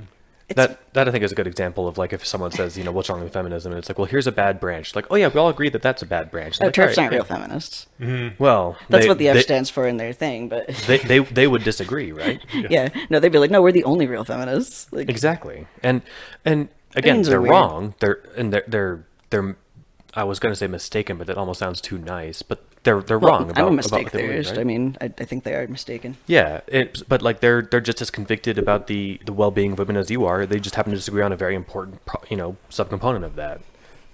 Presumably, I'm not really sure. I don't read anyone's official literature, but J.K. Rowling said something turfy, and that was like. But like I think she genuinely believes that trans women are just men in drag who like lurk in bathrooms, trying to like get into female spaces. Or maybe don't that think she thinks maybe that that. there's a risk that could happen. Right. That's what TERFs think. She's scared of the men who will do that, and she thinks there's a lot of them, and that's the problem. So she's got bad data, and if someone could get, that's the like mistake theory. exactly. So and I don't know. Like that's the thing. If you watch 90s comedies, trans women were an acceptable target. Like there's Ace Ventura movies where he like made out with a trans woman. And then the entire third act. Yeah, it was like him vomiting. Yeah. and like that was they made fun of that in Family Guy again, where they had like the same thing happen, but they just made him vomit for like 2 whole minutes. Oh right. Because Family Guy. That was the one where Quagmire's dad was trans, right? And it was Brian that was vomiting the whole time. Yes, I think so. And Are those in the same episode? I think like, that he was. was like dating someone who was trans. I think it was Quagmire's dad. And so what I liked about it is like this was like I think in like 2009 or 10 before like this was the popular consciousness of like trans rights and issues didn't really like hit the radar until like 2013, of it, yeah. right? And so it was ahead of the curve on that. And everybody who was being mean about Quagmire's dad was obviously the dick in that episode. Yeah. So like I actually thought that was. I remember like that Brian did do that, but like the point was that Brian was the dick. Exactly. Family Guy does a lot of satire in a way that's really hard to tell is satire, which I find it a bit annoying. Like, because like they also would like have Peter be like, "Oh, Lois women can't drive, ha ha ha." And the thing is that it's supposed to be a satire of bad like sitcoms, but like they just sort of would play the thing straight. I think they got better later on at like winking at the camera, where it's like, we are doing a satire here. I think the main difference though is that like Peter isn't the hero that we're supposed to all be behind. Yeah, right? we're supposed to be like, what a douche. Yeah, exactly. And so like with Ace Ventura, he wasn't like a hero, but we're all rooting for him. And so then when he does the terrible, bullshit in the third act of the Ace Ventura movie. Oh no, we were totally like they actually like strip this character down to basically like. To expose the penis. Yeah, and then like it's supposed to be this moment of like, aha, she's evil and also a man. Right. Yeah. But that's the point. Is like that. Like it wasn't. She like stole the dolphin. Okay, I don't remember the plot of this movie that well. She did steal a dolphin. But that wasn't the look. She stole a dolphin. It was she's a man. Throw her in jail. That movie was weird. That said, the depiction of how he's delivering the package at the beginning of the movie is 100% accurate. The sad thing about the movie is that it's like really funny. It's just super transphobic at the end. Is that like, God damn it! Is But it it the used first to or be second? acceptable to like they again trans women were funny. It's an acceptable target. Haha. Was that the first or second Ace Ventura where he's climbing out of that fake rhinoceros? That was the second one. I had such I remember being a child and having to leave the movie theater. Like, the only time I've ever had to walk out of a movie because I used to have such bad secondhand embarrassment that I could not watch. And I actually love Jim Carrey, but I couldn't watch a lot of his movies. Like, Dumb and Dumber, I was just hanging out with Charlie the other day, and I was telling her that, like, I don't remember how he got on that topic, but I was like, I actually have never seen the end of Dumb and Dumber because I couldn't sit through the part where they reveal that they, like, were just idiots and had been fucking things up the whole time. Yeah. And I was like, and the funny thing is that, like, Jim Carrey's character probably didn't even give a shit. Like, he probably wasn't even embarrassed when it was revealed. She's like, no, he didn't. He was too stupid. Yeah, and I was like, that's the point of the movie. And I was like, I know, but I do it. Yeah. Quick Jim Carrey tangent to bring us not even closer to the topic, but relevant. He was on last night's SNL. He played Joe Biden in the presidential debate. Oh man, I want to see that. When he was on SNL 10 years ago, maybe 15 years ago now, it was one of the funniest SNLs they've had in ages. How was the last night's? I haven't seen the whole episode. I saw clips. The parts I saw were fine. Like for the most part, like they're scripted parts that they do, like the routine bits, like the weekend update and even like the cold open. Those are usually pretty good. It's like totally a coin toss whether like the random skits that make it in that week, whether those are good. Okay, so just a typical SNL then. Exactly. When he came on, no better or when worse he was than younger, you could tell that like he was still all into comedy and he had contributed a lot to every single skit because they were all just better than average. Nice. I'll have to find that one. So back to strong emotions. Yes, sorry. Which we were having. Actually, I wanted to say that because you were saying that not to say emotions are bad, and I was like, well, actually, the fact that like those emotions are those red flags telling you like something's wrong. Like they're actually sort of emotions are rational in the sense that I feel angry for some reason. What's going on there? Like, is my belief that all right? So we'll let's take the one that he gives. Then I've got another candidate for Crony Belief that I want to talk about. Okay. All right. So I loved this. This is the part where in the car I was just like I could feel the grin creeping across my face. How do you pronounce the title here? The little subheading. There's a subheading? Oh, sorry. I think I'm looking at a different part in the notes. Oh, j'accuse. Okay. It is French for I accuse. Is that the part that you were about to say? I believe so. I don't even see it on mine. Are you just going through the notes? Yeah. I'm- Jason's got the whole- I got Gotcha. it saved, hold up. I was skimming the notes because the essay. I don't know. We I'm can a keep slow that in reader. or It would not. take me. I didn't want to pronounce this. I don't know how to pronounce French words. I was like, I'm gonna fuck this up. Jacques. I've heard that one on TV. Oh, Anyway, really? I'm sure. Yeah. Okay. Um. I'm more. You know what? Never mind. Keep going. All right. I was just Googling it. Well, I'm most familiar with it in the context of a chess match, Huh. where you could. Is that a chess thing? Well, I mean, you could use it as a chess thing, like saying someone has broke the rules. We're tangenting. Yeah, we are. Sorry. Keep No, you're going. good. Steven, bring us back. I charge the two of you and everyone listening that you are harboring a crony belief about Gasp. climate change. I don't care whether you subscribe to a scientific consensus or that you think it's all a hoax, or even whether you hold some nuanced position. Damn it. Unless you're radically uncertain, your belief is a crony. And this is the part where I'm just like, I was grinning because I saw where he was coming with it, and I was like, oh wait, oh man. And anyway, I'm not accusing your belief of being false. I'm just accusing it of being a crony. What makes a crony belief is how we're rewarded for it. The problem with beliefs about climate change is that we have no way to act on them, by which I mean that there are no actions we can take whose payoffs for us as individuals depend on whether or not our beliefs are true or false. And so there's a couple caveats. Like one, he says, all right, if you live on the Florida coast and you move, Right. you clearly are an actual believer in climate change if you're moving because you're avoiding the future floods. Like, but you know that, and aside from like hedge fund investors, I want to say, like, if you lived in Florida 10 years ago and moved, then that would... Right. Because now it's already happening. But then of course you picture people. It's like, well, hold on, I bought a hybrid car. Well, no, I used recyclable straws or something, and it's like, yeah, those aren't for you. Those those are are signaling loud things. signals to your friends and neighbors that you care about climate change. When you right? bust out the metal straw, yeah, it's not because you're saving the environment. Right. It's because you think you're saving the environment and you want to signal that to everyone else. That's the thing, is you actually might believe that you are, right? Straws, as it turns out, are not a problem. Like, they're not good. You don't want to throw 2 billion of I them think away. there's a really marginal good that you are doing by, like... It's just not the main incentive for buying I think you hybrid. probably use more energy cleaning a metal straw than you would by using a disposable I plastic would one. be really surprised if it didn't waste slightly in like a helpful direction. Probably not like in what I'm saying is it's not the most useful thing you could be doing. It's the flashiest, most visible thing you could Right. be doing. It's like buying a hybrid. It uses a little less gas, but like the gas from a consumer vehicle is not what's ruining the planet, Yeah. right? Not from your car. It's from these gigantic barges that are burning 3 gallons a foot. I'm making up numbers, but like it's the ones that are putting plumes into the sky that you can see for miles. Those are the ones that are that's putting out more gas in an hour than your car will in its lifetime. Well, if we were to overhaul the entire car fleet in the world, then it would make like a good bit of difference. I think Totally. 17% or something. I was guessing something more like 3. But in also, either In either case, that's not neither of those are negligible numbers, but that's not also your the car. the creation of the batteries with the rare earth minerals that it takes to mine those things out at net. Some people are saying they're maybe only slightly better than carbon neutral when compared to a regular car. That they more or less are the same right now until we find a less energy intensive way of extracting those rare earth elements to make the batteries and shit. Like manufacturing. At least these batteries elements. are renewable to an extent. Okay. Yeah, that's the perk, of like a Tesla. I have no idea how hard it is to get the battery out of the components out of the ground. But if you drive a Tesla for your whole life, I'm betting you come out carbon positive on that, right? You get the battery once, it lasts for 200,000 miles or whatever. That said, I heard most reusable bags are actually worse than using the discardable plastic bags because it takes so much more energy to use them. I think that's or true. to make them. Yeah. Yeah.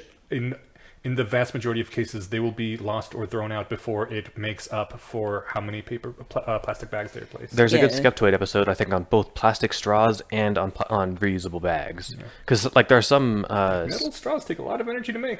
and there are some stores that like ban plastic bags. You have to like bring your own. And it's I remember this in elementary school, the 3 R's: reduce, reuse, recycle. Right. Recycle is one of the 3. If you can reduce the amount of crap that you're throwing away and reuse the amount of crap that you use. Like I use grocery bags. I save them because I use all of them. I use them for trash bags every single day. I heard someone say that they're in that order for a reason. Oh, I like that. The best thing you can do is reduce. The second best thing you can do is reuse. And then It the was third a well-designed best is recycle. slogan. Like, Yeah. It's at least the easiest way to do it too, right? Yeah. Yeah. There's a bunch. Anyway, point is I loved the example here that he gave about climate change, because I was like, well, hold on, but I think I'm actually right, and I put money on it. And he's like, that's not the point. Yeah. The point is your belief about climate change is a It's not. it's a social signal. Right. It's not.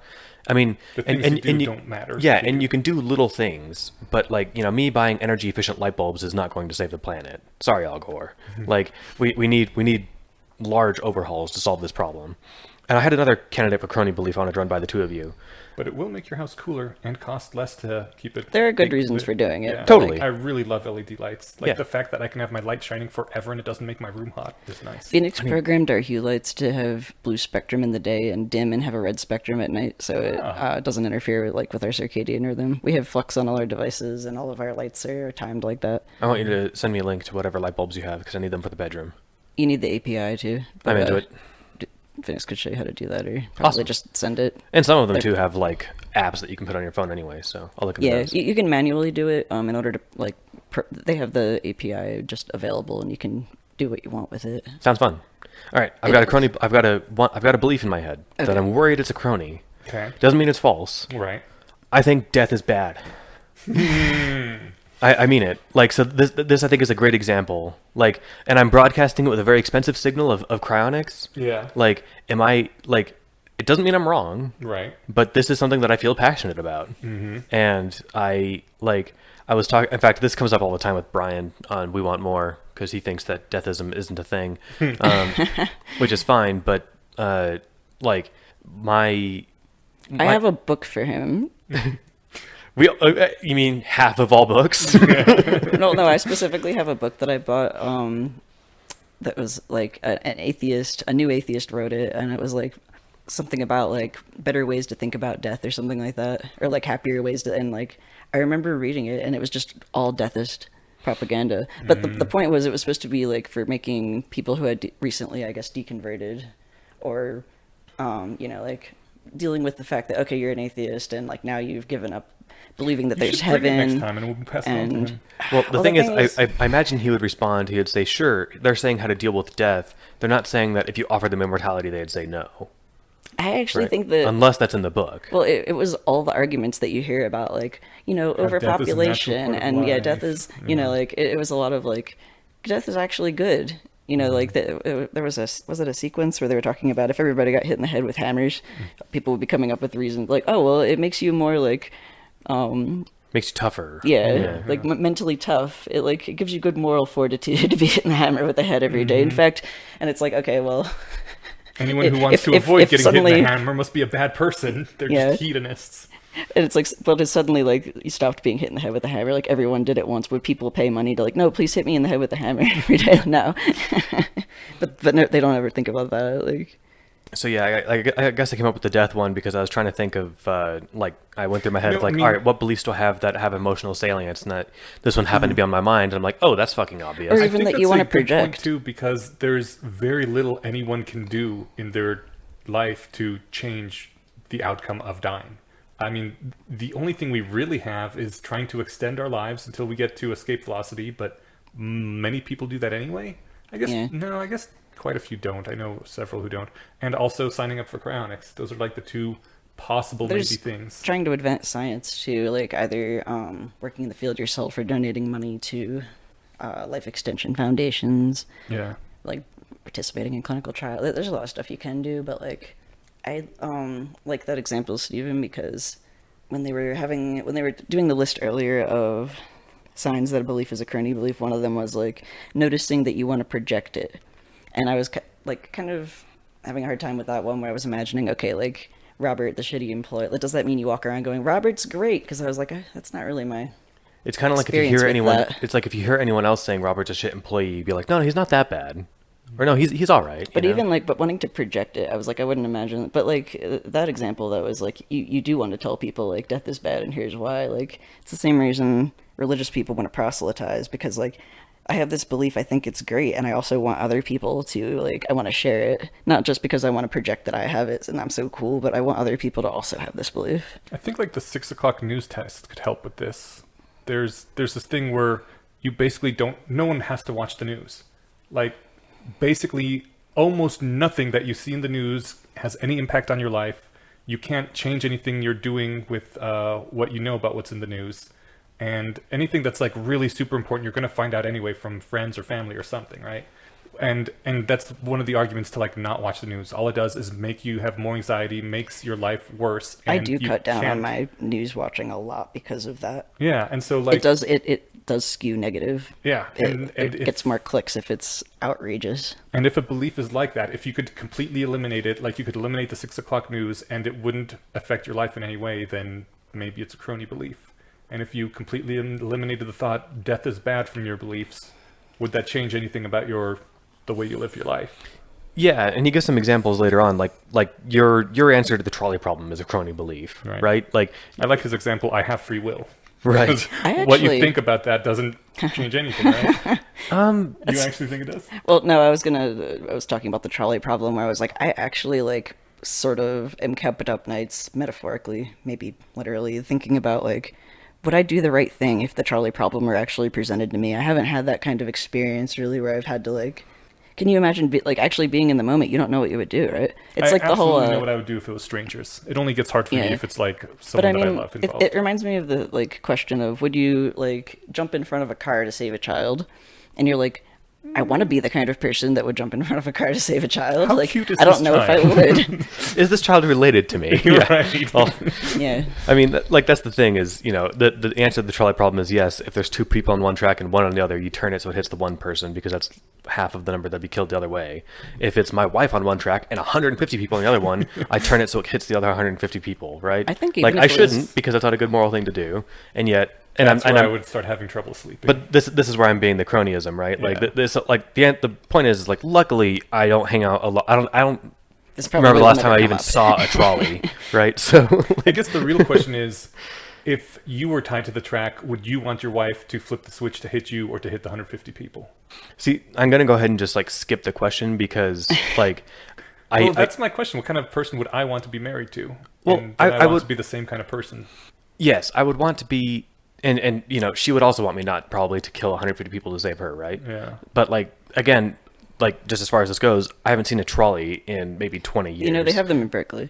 Well, I haven't been to Berkeley, so At least So, not in 20 years. maybe- Fort Collins used to have a little tram that go through If downtown, you but it hasn't visit been the running forever. rationalist hub, maybe don't bring Rachel, just in case. or just don't let her lay down and take a nap on the tracks. Yeah. Just be careful. Um, They're everywhere.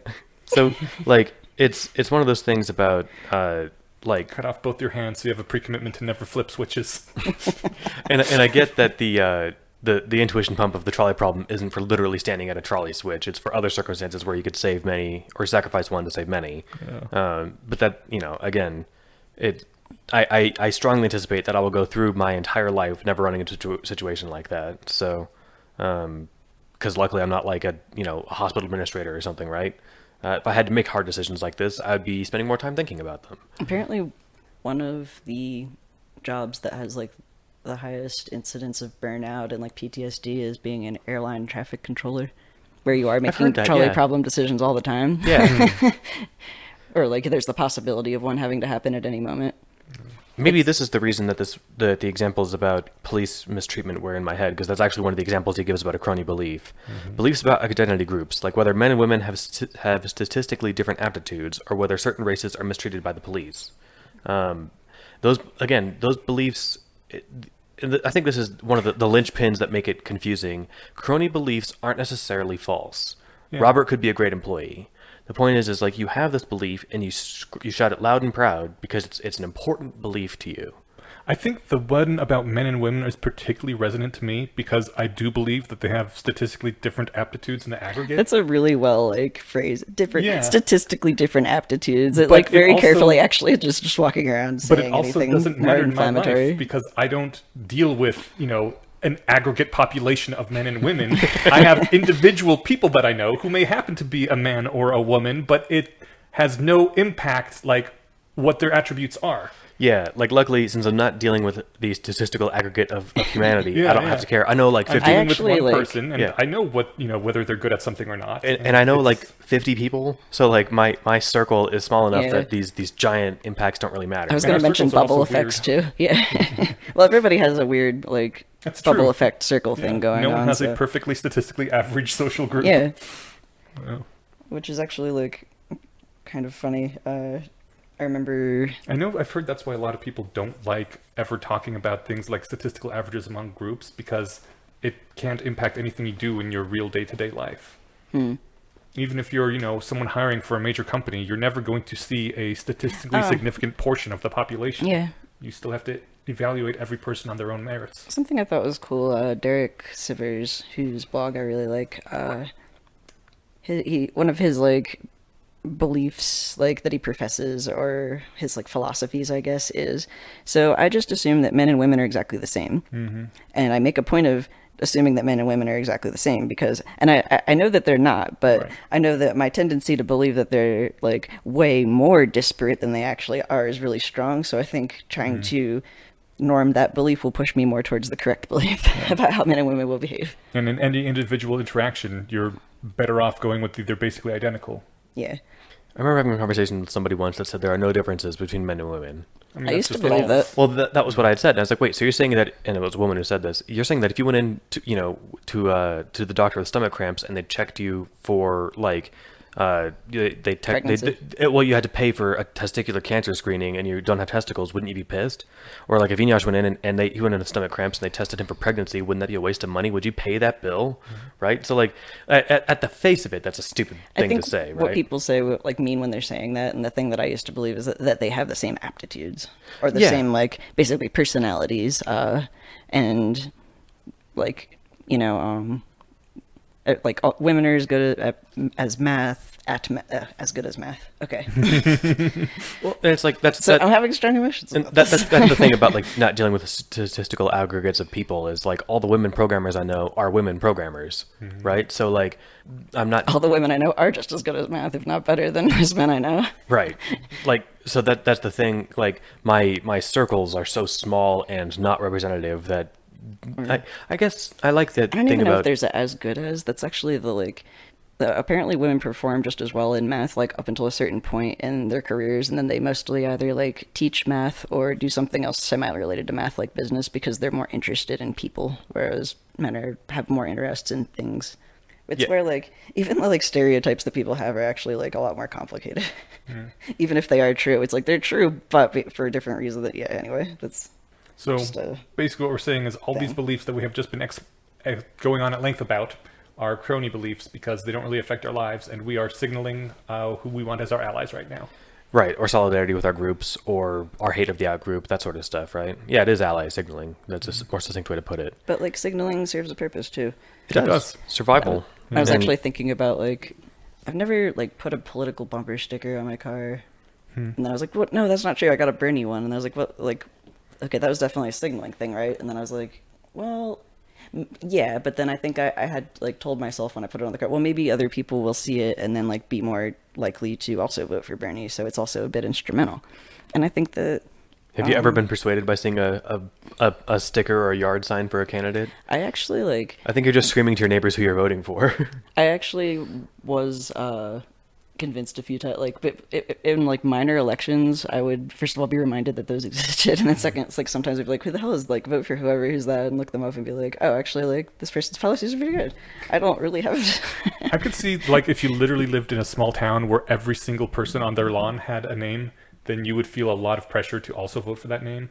But, like, if you're in a city when there's just a huge smattering of every opinion, it won't But matter. if someone sees my pink Chevy Spark and with the Bernie thing, then, like, maybe, if they hadn't felt super political before, but it's like, somebody who's an in crowd. Like, I definitely drive around Denver and see all these houses that, like, have rainbow flags in the windows and, like, that sign that has, like, it's the rainbow text that's like, I believe in science and Black Lives Matter, and I saw one of those yesterday. yeah, and, like, I think if I saw a house that had all this signaling of, like, this person seems like the kind of, like, my kind of people, then, and, like, also saw like, vote for whoever, I would be like, for school board, and I was like, I don't know jack shit about school board, but oh yeah, that person who had, like, all the cool shit liked this person, I'll check that name. Right. Or like if your car broke down on that street and one sign or one yard has that rainbow sign, and the other one has a Confederate flag hanging, you're like, I'm gonna knock on this door first. They're going to see who has the flag with the just all black Maybe flag not the with mascara and stuff. I want the spider webs. I'm like, whoever's living in that Yeah. house must be the cool. There's a person on my block who has a ton of like dragon sculptures, Nice. like these big gargoyles out front of their house, and I was just like, I have no idea who this person is, but like I want to be friends with them. And you're like, they're voting for Voldemort. He's not even on the ticket. Meteor 2020. Yeah. All right. So We've been going super long. Let's get to the end punch Meat and here. potatoes. yeah, I want to finish this up because this is where when I was listening, I said, "Aha! I actually challenged this," and he kind of gets around to the solution. But I did. So anyway, conventional wisdom holds that the more accurate beliefs is critical, or the way to more accurate beliefs is critical thinking. Less wrong as an example. The problem with this approach is that it addresses the symptom, irrationality, without addressing the root cause, social incentives. And that's where I was in the car and I said, Indeed. I said in my head out loud in my head, I said, "Aha! Challenge." You challenge that. Yes. Why? Because part of rationality is the balm that subsumes all that is good and makes everything better. It includes, and it doesn't exclude actual solutions like fixing social incentives. Yeah. Oh, okay. Well, okay. So that's when- literally what he was getting to in his next paragraph. Right. Yeah. When But, this was but that's the written- thing is he says we should do this. I'm like, Yeah. we already are. Some of us, yeah. Well, but that is part of the point of rationality. Yes. It isn't to be the rational person in your house and the only one on your block. Yeah. It is to raise the sanity waterline of those around you and to have a community. It's a Yeah. belief you want to spread because you like it, genuinely.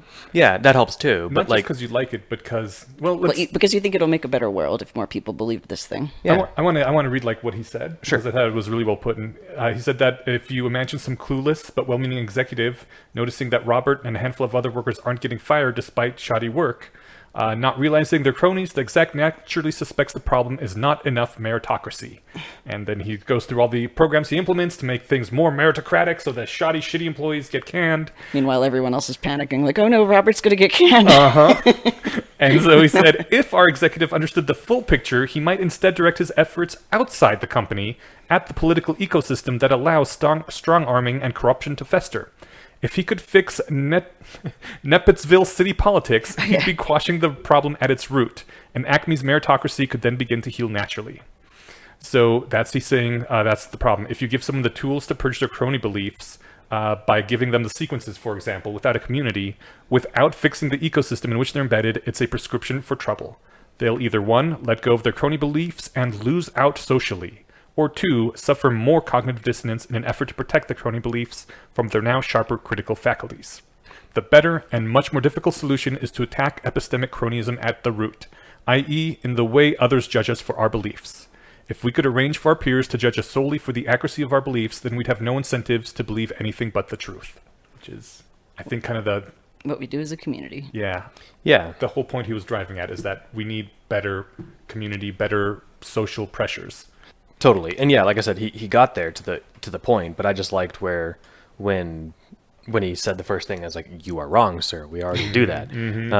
Yeah. You were 2 steps ahead of him. Or actually, Yes. I was saying when once. this was written, but when was this written? I was thinking it was written around the same time as the sequences, but I think it was after, because he says, He references the sequences. yeah. I Do you hate want when to read the people next part? stopped including dates on the internet. Yeah. Yeah, I it's just got to opened be up- evergreen content. I was literally No, I just wanna opening know up the actual page to find the date on it, and he didn't. Maybe it's at the bottom. Or maybe they just didn't include it. Nope. Great. No. Oh wait, there it is. Originally published November 2nd, 2016. Okay. Oh. So the community had been a thing for a while. Oh, yeah. Anyway, the next thing was I've already moved my notes. Sorry, go ahead. Okay. In other words, we do need to teach rationality and critical thinking skills, not just to ourselves, but to everyone at once. Yeah. The trick is to see this as a multilateral rather than a unilateral solution, which reminded me of Brian. If we raise epistemic standards within an entire population, then we'll all be cajoled into thinking more clearly, making better arguments, weighing evidence more even-handedly, etc., lest we be seen as stupid, careless, or biased. The beauty of Less Wrong, then, is that it's not just a textbook, it's a community. A group of people who have agreed, either tacitly or explicitly, to judge each other for the accuracy of their beliefs, or at least for behaving in ways that correlate with accuracy. And so it's the norms of the community that incentivize us to think and communicate as rationally as we do. And right here, I would normally try to drop in some sort of call for action, like, hey, start a Less Wrong group in your local city. It'll make your life great. Start a Everything will group be house. awesome. It's not that hard. Here's how you can do it. But now we're in the middle of Corona, so no one can do that. Online communities. Online, If yeah, you- they're if a thing. if They're you not have- as good. They aren't, but if they're the only placeholder we have while the For world's now. on They're pause. going to get Yeah. better And so- because of that. Yeah. And I'm looking forward to that because I hate Skype. Skype's the worst. I hate Zoom. I hate all of them. mean, Is there a good one? Hangouts no. is alright-ish. There's no good one because latency is the problem. You Well- need to either have zero latency or see people IRL. And I mean, that's not the only problem. There's also just, it's better to be in physical proximity to people. There's a lot of other things you can get that you can't get just through video and chat, but latency is a huge problem. It is. It is. But if you're hearing this and you're like, God, this all sounds great, but I don't have a community, online is a substitute that we can all live with for now because we have no other choice. So check out the Bayesian Conspiracy Discord. Check out the University of Bayes. There are online community, and of course, like Less Wrong is technically a community, but it's There's not. already, You're not talking with people in real life. It's like a subreddit, basically. No, they are in real life, just not in real time. There's rationalist well, communities yeah. on most of the major social media platforms and other places where you can talk to people. Oh yeah, I forgot that Facebook is a thing. There's probably a Less Wrong Facebook group. There is. I believe you, but it's believe not it's worth called- not worth it to me. Brain debugging discussion because they never were able to rename it. I like how this wraps up. He says, all of which brings us to a strange and, at least in my mind, unsettling conclusion. Earlier I argued that other people are the cause of all our epistemic problems. Now I find myself arguing that they're also our best solution. It's not unsettling. I mean, I don't think it's unsettling. It's not paradoxical. It's not even. It's not contradictory. It's just, yep. Yeah. we need a good community. People are the Everyone problem, needs- and people are the solution. Yeah, everyone needs community, and having good community is good. So, yeah. I love it. So, yeah, that's it for this post. I know I've been going for a while. It was a really good one. I think so. There's some things we didn't touch on, so again, I recommend people to read these and the Less Wrong posts. The Less Wrong posts are super short. This one is a little bit longer, but Sequences. still totally worth reading. Or Less Wrong sequences, yeah. Less Wrong posts also tend to be, well, I have how many? Like I have 12 of them open right now, and they vary in length, but there's a lot of short ones. If you don't have the time, I love the fact that they actually tell you on Less Wrong about how long each article takes to read. Oh yeah, they do that now. That's cool. It's like, yeah, here's this article. It's about this thing. It's in this category. It'll take you about 9 minutes to read. Why doesn't everybody do that? It's so good. I've seen it on more and more websites recently. Yeah. See, things are getting better. All right, so did we address the feedback at the top of the notes here about about shootings? We did not do any feedbacks yet. Do we want? We've been going for quite a while on this episode. Do we want to? I want to hit these really quick. All right, let's hit them It'll real only quick. take a second. So, let's see. I think I found the thing about guns because I asked our guest about that when we got the email. So the question was basically that our number that was cited in the episode was ridiculously under. I'm skimming through everything I talked to about the. Wait, are you going to read the thing? You go ahead and read it while I search. The comment that he makes about our number? Yeah. Oh, okay. Because I asked our guest on that episode about that. I'm not sure if it's fair to. Well, I'm going to disagree with this thing. I guess might as well read it. Read it. Okay. It's going to be really unsatisfying if you don't know what we're disagreeing with. Yes. Jared, in an email in the follow-up to our gun episode, says, "Hello, conspirators. I come from Stockton, California, where shootings were fairly commonplace. Sorry, Jared. I look for my hometown every few days at it's a website, gunviolencearchive.org/mass shootings. I thought you might enjoy this after a guest estimated one mass shooting per week. Ha! Keep up the great show." And if you go to the website, it shows a long list of mass shootings. There's multiple every week at that one town. Yeah, Stockton. But like, I dispute that definition of mass shooting as the problem. It's like everything they have at that website is where multiple people were shot in a single incident, and that doesn't surprise me for places that are high in crime. But I don't consider that mass shooting. When someone says mass shooting, the typical thing everyone thinks of is someone School walking shooting. into a large crowd. Yeah, a school shooting. Or someone walking into a crowd with the objective of indiscriminately killing as many strangers as possible. Not like crime and drug deals gone wrong and rival gangs shooting at each other. And so I wouldn't call those mass shootings. I would just call those like shitty things that happen a lot. I do think there's an important distinction there between this is a terror event Yeah. that you could get caught in. Like, if you're trying to evaluate how dangerous an area is, if it's all gang violence, you're unlikely to get caught up in it if you're not part of any of that. If it's, like, this area has a bunch of indiscriminate shooters, I don't know. I think you can't actually, like... Like when Gray estimated one mass shooting per week, I was like, that is ridiculously high. mass shooting to me does not count as a mass shooting if it doesn't make it to the Well, news. they're saying even that was quite. They were saying it's extremely low. The writer Yeah. was. Yeah. Yeah, I couldn't find Gray's response. I don't know where I asked him, but apparently it wasn't in Discord. I don't have time to look everywhere. But I'm with you. Like, I think, He lives at my house now, so I could just ask him. yeah, but But not if for you a do second. define a mass shooting as anything where more than 2 people are hit by bullets in a single incident, then yeah, there'd be a ton more. Yeah. Just have different definitions in this case. Yeah, and it's one of those things that I don't know if it's worth splitting hairs about. Like, because I can't remember exactly what context it came up in. Like, we were talking about guns, but like I don't know what the specific thing regarding mass shootings was. I realize I'm Whether the interpreting gun this laws- as. It was whether gun laws, having stricter gun laws would reduce mass shootings. And if you define it the way we think of mass shootings as these terror events, then no, they wouldn't. If you define it as these random crimes on corners, then maybe they would. If they would Yeah. prevent more guns getting into criminals' hands.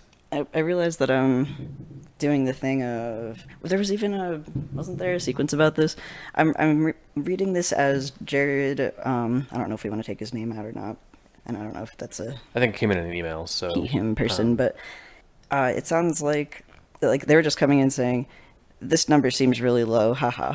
Mm-hmm. And I realized that I'm like, oh, this person is in favor of, and they're trying to argue in favor of there being stricter gun laws, and then we should have Greyback going to argue. And then I'm like, wait a minute, there wasn't an argument. They were just, I think, yeah, that was one of the sequences where Eliezer said a fact, and someone was like, do you mean that you're for this thing happening? And he's like, no, I just said a fact about it. Right. yeah. But I would be annoyed if someone were to say we could reduce mass shootings by having stricter gun laws, and then they pointed at this when they knew that everyone in the audience is thinking about like school shootings. That's a classic Mott and Bailey switch, right? Yeah.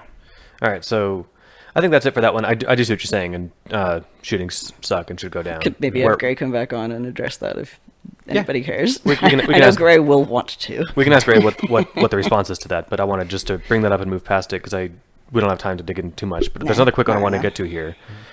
This one came in just yesterday, actually. Cool. First, let me say I really enjoy the podcast. Thank you. It is like hanging out with interesting friends every 2 weeks. Aw. But I disagree with the position that global climate change is not the cause of the wildfires.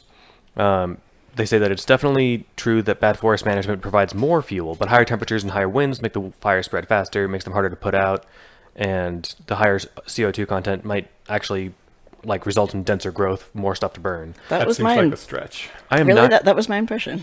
I am not an environmental scientist. There might be something to that. Maybe things would be slightly less bad without climate change. I mean, how long have we had higher CO2 concentrations? and that- how much higher are they? that's- And how long does it take a tree to grow? So that's part of my thinking on it. The other thing is that like the bad forest management would lead to a bigger problem a lot faster than the currently slow but terrible gradual increase of CO2 levels and climate change. Yeah. So Maybe we can I get think- David Spearman on and then set these two against each other, and then we can just coordinate a bunch of arguments between different people. I from everything now. I have ever read on the subject, climate change certainly is happening, and it is due to all the carbon we're putting into the atmosphere, but it is having a very small effect on the wildfires. The wildfires are mostly due to bad management and disrupting the natural ecosystem of that coast. like our personal vehicles contribute to climate change, but they're not a real metric, or there's not a real like impact on it, right? Marginally. Technically, it yeah. increases CO2 output, but it's not like.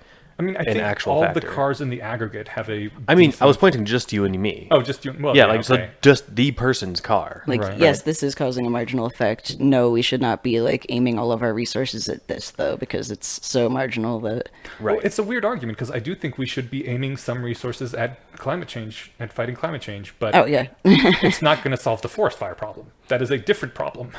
So it annoys me that is used as an argument.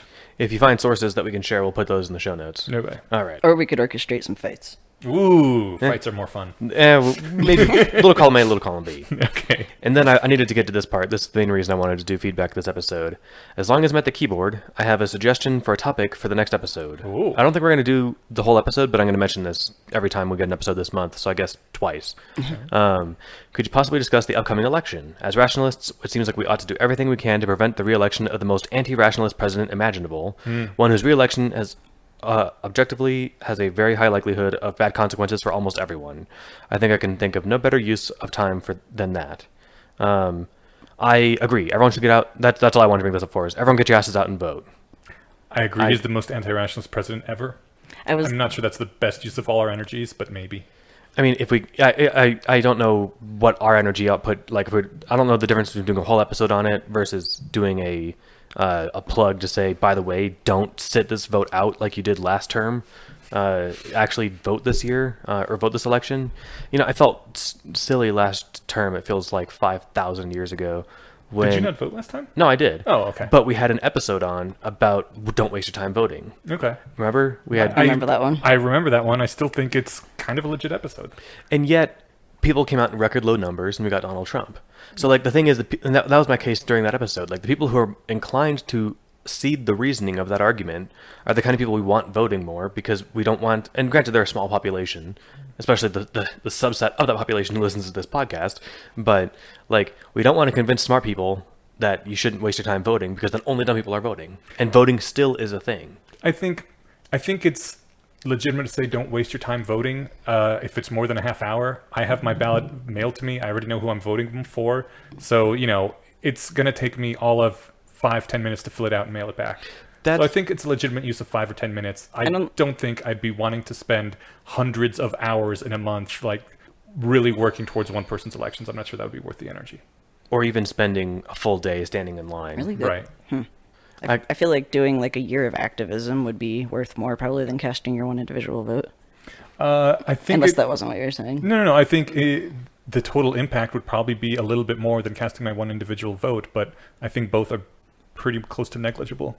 Like, the amount of energy put into these campaign efforts, in my opinion, is ludicrous. The key is just to spend 30 minutes writing a script and then buy a bunch of email or buy a bunch of phone numbers from the dark web and just text every phone number, vote for this person.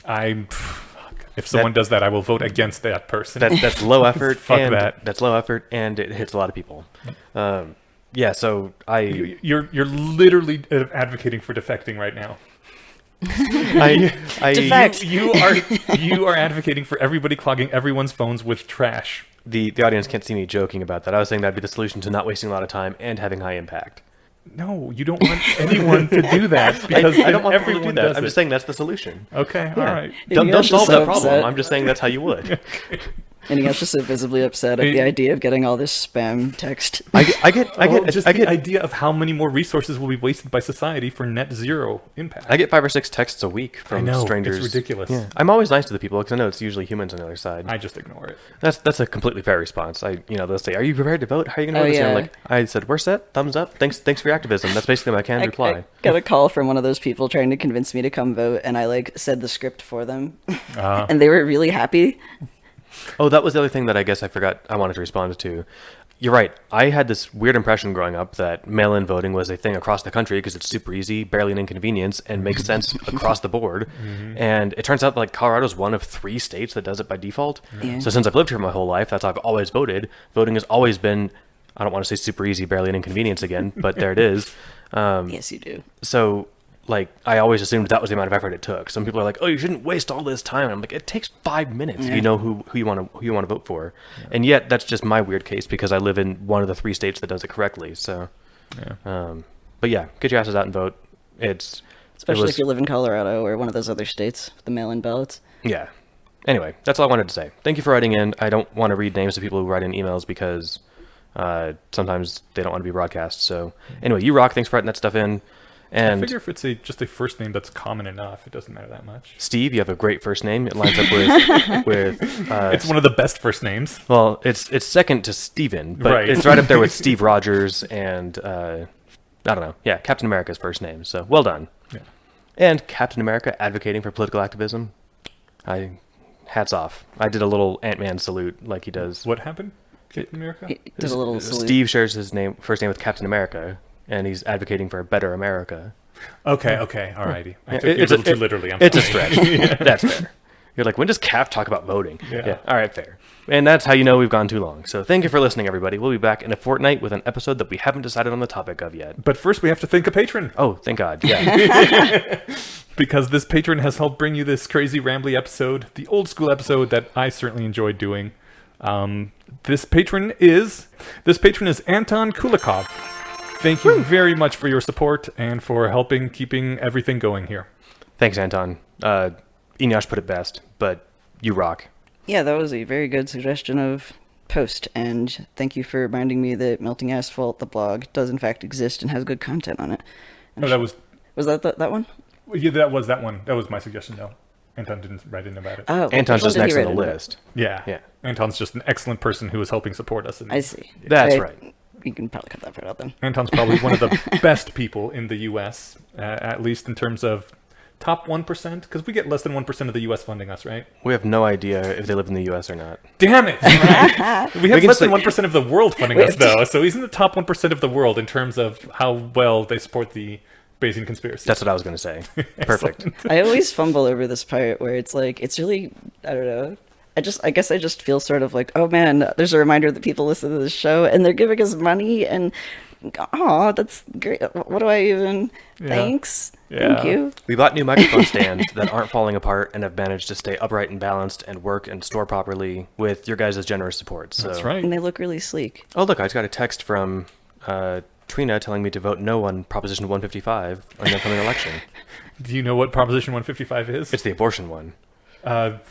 What would a no vote mean in this case? You're pro-abortion. Oh, okay. Yeah, I saw this. Pro-abortion. I saw this big, whatever you call it, display Billboard? of like probably 100 little crosses, like mimicking little graves, and like a bunch of geez. signs saying "Vote yes" on this thing, and then a picture of babies, and it was Picture of babies that are clearly like 3 months old out of the Right. womb wearing cute little, like it's not a picture of a... One time I I don't photoshopped know a about picture. you, but I came out of the womb wearing my onesie. I I think was adorable. I think I said it to you guys, but one time I got mad and I like took a picture of one and I photoshopped a fetus, like a like very early stage development human, and put like a fedora on its head. It was just like, oh, it was one of those like the heartbeat starts at 18 weeks, and I was like, here's what an 18-week-old looks like. It looks like a lizard, an eyeless lizard. It's adorable. Perfect. All right, we'll be back in a couple weeks, and thanks for listening, everybody. Cool. Thanks. Bye. Oh, hold up a minute. We got a quick addendum. All right, so we are here because why again? Because you requested links, and so I went and looked for links, and upon looking for links, I found out that I was wrong, and I have become less wrong now, but I need to tell that to everybody else as well, so that... Hey, that's the name of the show. It is, yeah. So that like in a pitch meeting, that's the name of the thing. Uh-huh. We are recording this after a hectic work day. I'm having an above average hectic day as well. And anyway, we're here to issue an important correction because being less wrong is tight, and we like to announce when that happens. So, Okay, so in short, this is regarding the forest fires and the effect of climate change on forest fires.